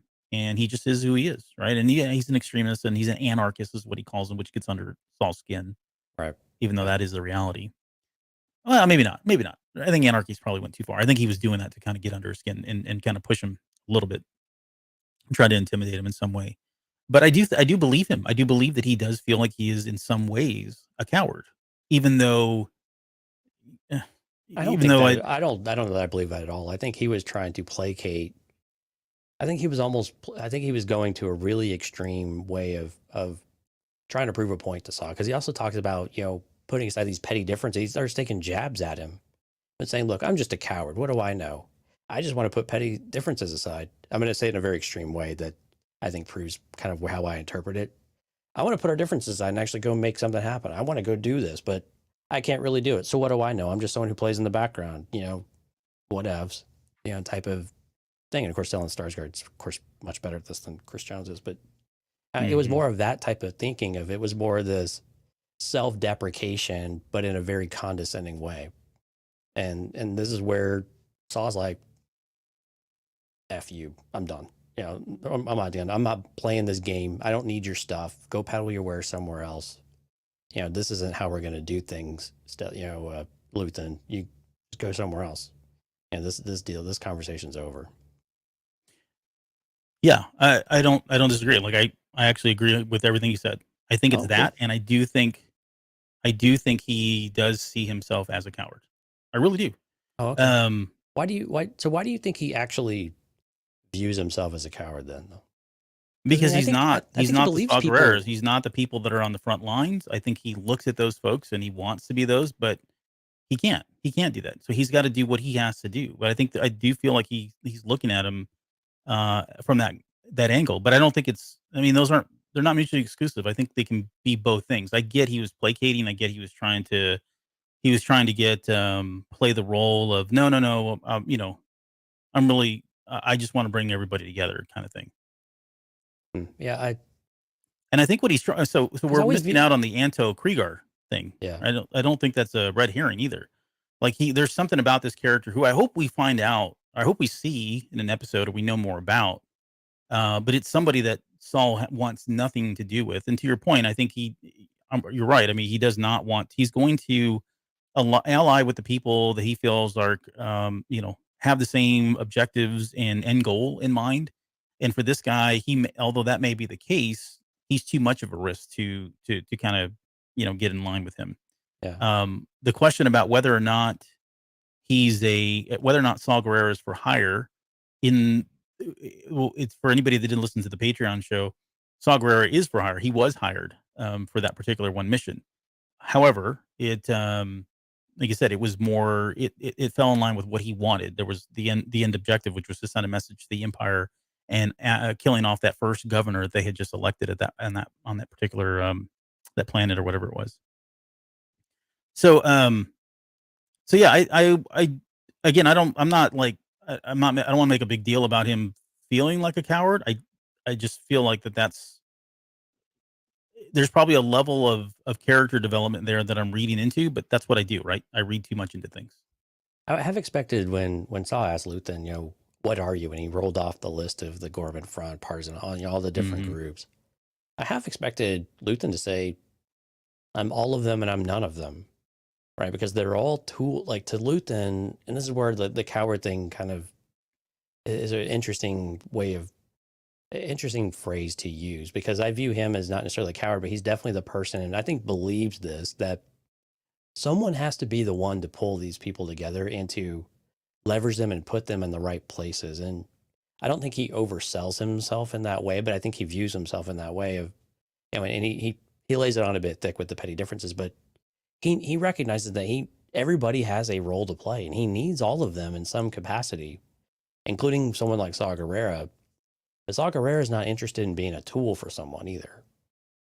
And I think Luthen views all of them. He doesn't say he's any of them, because I think he just views them as different tools in the toolbox. And people don't like to be used or feel like they're being manipulated in that way to someone like Luthen, who they might view as, you get to retreat back wherever you want to be and be the coward that you say you are, because yeah, we agree, you are. Yep. And again, but maybe that's a way for him to allow them to view him in a very diminishing way that serves his own purpose too. So it could be a tactic. Yeah, and the other so one of the things that came up in this scene was Luthen talking about, he says no one group alone will be able to take on the Empire, and I'm paraphrasing, but he's not wrong. I mean, that's why the rebellion was successful, and that's why Saw Gerrera continued to not be a part of the rebellion, and look what happened to him. Right? He didn't make it. And it wasn't really successful until they truly came together, right? Yeah. Right, which is what Luthen's trying to do. I mean, he's, like you said, he's trying to, all these groups need to come together, and he's trying to figure out, like, if I can get Saw Gerrera and I can get this Anto Krieger guy, right? If I get those two together first, I can probably get in Maya Pei, and then that will get this, the sectorists in line, right? He's trying to figure out a strategy and how to pull them all together, because he says, which I thought was probably one of the best lines in this whole conversation, is oppression breeds rebellion. He wants to get two powerhouses like this. He's got the muscle of Saw Gerrera's team, or sorry, Anton Krieger, right? The strong-willed people, the strength of that, even though they are clumsy and like an ox, the metaphor that was used there. But then you bring in somebody like Saw Gerrera, who's very, very tactical about in which the way he goes about it, and he has two assets that this guy doesn't have, which are those two freaking X-wings, right? They're going to need air support, and Saw Gerrera has that. So if he can get that and pull off a very successful mission, that will have the Empire will then come down pretty hard because of this Imperial power station at Spellhouse or whatever it is. And them doubling down and getting even more strict and being more oppressive is going to galvanize all of these other groups, right? He's coming at it from that angle. Saw wants nothing to do with it. Like you said, he wants to do his own thing, and in his mind, he's going to ride this out, and he knows what's best, and he will win this war on his own. Which, well, and the line was the case. The line was perfect, and how Forrest Whitaker delivered it too. I am the only one with clarity of purpose, which is true. I mean, it is. I mean, he's very single-minded in his way or the highway, right? I mean, and this has been very consistent for this character since day one when we met him in Clone Wars. But it's also just it is definitely who he is. I mean, it's him through and through, and you won't, and this is why he doesn't play well with others. If you can't adopt to that and he can't use you in some way, then okay, I'll get what I can, and then I'm happy to part ways and do it on my own too. Well, it's Luthen takes that line of "I'm the only one with clarity of purpose" as an attack on him. This is how I read it. He took that as an attack on not just everybody else, but it's also Luthen as well. Like Luthen doesn't, absolutely. You know what I mean? And then so Luthen fires back with that line of, well, anarchy is a seductive concept. and he said, a bit of a luxury to argue with a man who's hiding in cold caves and begging for spare parts. And at that point, okay, this conversation's over, and it's a very different, the way it ends is very different about the way it starts. What's that? Luthen came to him with the spare parts. Yeah, well, true. But I mean, that hits his pride. That hits his Yeah, pride because exactly. Luthen, like, for what Saw Gerrera can do, he doesn't have the insides that I guess that Luthen has, right? He doesn't have the connections that he has to get the high tech equipment that Saul relies on. He's not there yet, right? So he does need him. He's making that very known, Right. and that of course attacks Saul's pride. And then we get the no sale and they leave. Now we know they're going to come back together because we still have the line of I forget what the line is Well, later, but let's there's a call it what totally it different is. scene. Yeah, let's call it war. Yeah. Let's call it war. Call it what it is. So maybe they do come around for in some way, and I would assume that's going to be a few episodes out before we get back to Saul Guerrero. But it is kind of cool that they did tease him up in here. It's just it's like two boys on the playground, bickering at each other though. Of well, I want to put aside the petty differences, but then Luthen, and then comes across and just completely It's petty. you get super petty all over the place and just wants to sit there and take jabs at his at his counterpart. Yeah, I was like, all right, well, if it doesn't work, let's just burn every bridge around us. sure. Great job. But it has to be this too, right? I mean, it has to be this way because it reinforces the whole point of the coalescence of the rebellion, right? He can't undermine that. There are probably pockets where these people kind of come together, but Yeah. we have to be able to see the struggle and Oh, things I agree can't with just be that. And perfect, right? we have to remind ourselves we are, 4 to 5 years away from any really coherent rebellion still. Mm-hmm. And so it makes sense why it's still a hot mess. So we'll kind of wrap it up because the ending of this is where I was saying like the ending of that scene is so powerful, right? It just you would think that's I kind thought of that where was it going to be ends. the closing. I mean, that would Oh, I have did been a too, great. Yeah.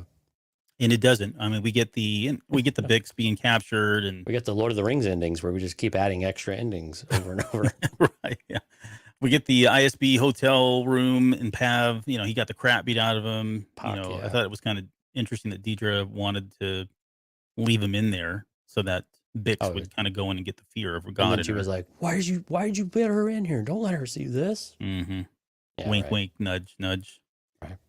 And then it ends with Table 5 putting together Lego pieces or whatever it Rocking is and they're rolling. doing. Yeah. Being good little Imperial servants. But so yeah, very similar to the way the last episode announcement ended, where we kind of back away and it's just it's Karn sitting there in that desk and doing something mundane. These guys are doing the very same thing here, just putting together these pieces as we pull back on the camera. So let me ask you a really serious question. How much did it take away from this episode that we didn't have a montage scene of them building stuff in the Imperial slave factory here? I thought we did. But did we get? We didn't get music and a true montage. No, there's no music. There's no music. I think it fell short of a montage. It was close. It was close. But But yeah, I'm with you. How much did it hurt? I mean, it's like a 9.5 episode instead of a 10 now, or is it like an 8? No, it's like a instead of 4. 10? I mean, that's a huge stain. Yeah, for sure. Okay, all right, cool. Just want to make sure. So, yeah, we need more montages in Star Wars. Overall, though, in all seriousness, it's a freaking super good episode. I especially like that whole exchange between Saw and Luthen, in particular. But everything else just really worked, and the fact that we've got at least now Karn's with Deidre, they've at least had a chance to speak, and he's had a chance to make a case for who he is. I think that bodes well for him in some way, but yeah. I don't know. Yeah, I like it that this was very much a reactionary episode, but the Empire really exerting themselves. I mean, it really did feel like all of the gains we had, even with the losses, it still felt like we were at a net positive, right? But like we talked about after episode 6, things really do feel like this is usually where the bottom falls out because now we've got the attention of the Empire. And as much as Luthen wants that, and it helps further the overall agenda, you have to have the suffering before you get the relief effectively. And he's banking on it. But again, he wants even more of it now. And it's going to be really tough to watch if this persists for another couple of episodes. I mean, this could be some really dark stuff here for a while. Yeah. Which is, again, this is kind of what people have been asking for. And it's very, to an extent, very real, from a Star Wars perspective. But it feels very real. I mean, these are going to be some tough times, and that's a good thing. So before we go, Rob had a question. Says, any idea what they're assembling? We talked about this earlier, and I really don't know. I have no clue. But I think it could go a couple different ways. One, it could be nothing, right? They never tell us what it is, which I think is kind of cool because in the grand scheme of things, they're just workers and they're never going to know, right? I want to know. Well, of course. No, the second option would be for them to create something that's, unfortunately doesn't bode well for the average person. What I mean by that is like it's a component of a TIE fighter, or it's a weapon. It's part of the weapon system that they're building for the the Death Star. You know what I mean? Like who Right. knows, right? Like they're helping to build that's going to kill a bunch of people. And then the other option that I was thinking is, I mean, it could be something where because he has such intricate knowledge of it that later on, this season, season 2, maybe, he's got to figure out a way to I don't know, You know where the weak disassemble point. this thing, or Yeah, you know where the weak points are, right? yeah, right. He knows he knows firsthand knowledge because he used to build these things, kind of thing. I mean, again, these are very tropey and kind of cliche, but I think those are probably the options. I think I'd probably better personally if they never told us. There's something kind of cool about that, because it really doesn't matter, right? It's just it is the work, it's the mundaneness of it all, and just the suckiness of doing something like that and never understanding why you're doing it. Well, Which would you pick? it's you and me, so I don't believe you for a second that you don't want to know, and that you'd be Yeah. okay with not knowing. Like, we need to know. Yeah, I no, we want it did. I want it to be something cool. Okay. It doesn't have to be anything that they would actually, do anything with. It doesn't have to set anything up for me. That part I'm okay with, but I think it would be interesting just to know what it was. It was the ankles on an AT-AT walker. I don't know, something like that. It would just be kind of interesting to know. Do we need to know? No, of course not. Are we going to live without that knowledge? Probably. Until we get the floors, and then just all bets are off. Yeah, maybe these are moisture evaporator parts. Good night, everybody. The Empire is Now you're just getting setting up crazy. a vast array of moisture evaporators on Tatooine, and they need this component. How exciting would that be, huh? Okay, can't- we'll I leave the can't wait episode to- there. Yeah. I think we're Way doing a to Patreon leave this one episode. off. Yeah. Leave it on a high note. We got a Patreon episode. Is that tomorrow? Well, we have one on Saturday. Absolutely. On Saturday. That's right. Okay, we're doing Yeah, we're going to talk top 3 moments. We still, we haven't scheduled when we're going to talk Tales of the Jedi quite yet. So that is definitely coming. We'll see how that all fits in. But yeah, we've got a lot of good stuff coming y'all's way. So, but yeah, check out Patreon this weekend. Saturday, we're shooting for 8 p.m. Central, a little bit early. Help out with our East Coast friends, rather. So we would love for y'all to come join us. We will get that on the schedule officially here in the next 24 hours or so. So be on the lookout. CantinaCast.com/YouTube or CantinaCast.com. You'll find a calendar there as well of events. So we'll have it posted there with the link. So check it out. Shout outs. Lots of shout outs tonight. Again, we do a live stream. Please join us whenever you would like. Jonathan, Rob, Music Train, Sky, Steph, Lauren, Justin, Eugene, Katya, David Lincoln, and Jorge. Thank everyone so much for coming out. We appreciate all of the interaction. It was a lot of fun. Yes. Great fun, and looking forward to the Patreon episode we're doing later this week with the folks, our friends from Patreon, to talk about the top 3 moments of the first 6 episodes of Andor. That's Oh, right. so I'm we're really looking forward. I'm really looking forward to hear what everybody has, like what their moments were, because again, so many. Yeah, and there's different takes on the show too. People are picking up on things, enjoying different things about it, which I think is awesome. So does this signal that we're going to have a part 2 like this with the last 6 episodes? It seems to set up that we're going to have 3 more parts as we get through the other through season 2, which of course is still way out in the future. But yeah, Okay. I think this means that we will come back and recap episodes 7 through 12 with our Patreons as well, and see what those favorite moments might have been. Yes. Cool. Look at us setting up content later on. I know. One step ahead of everybody here. This stuff just writes itself. It does. Okay. We'll end it there, and we'll see you guys here in just a few days.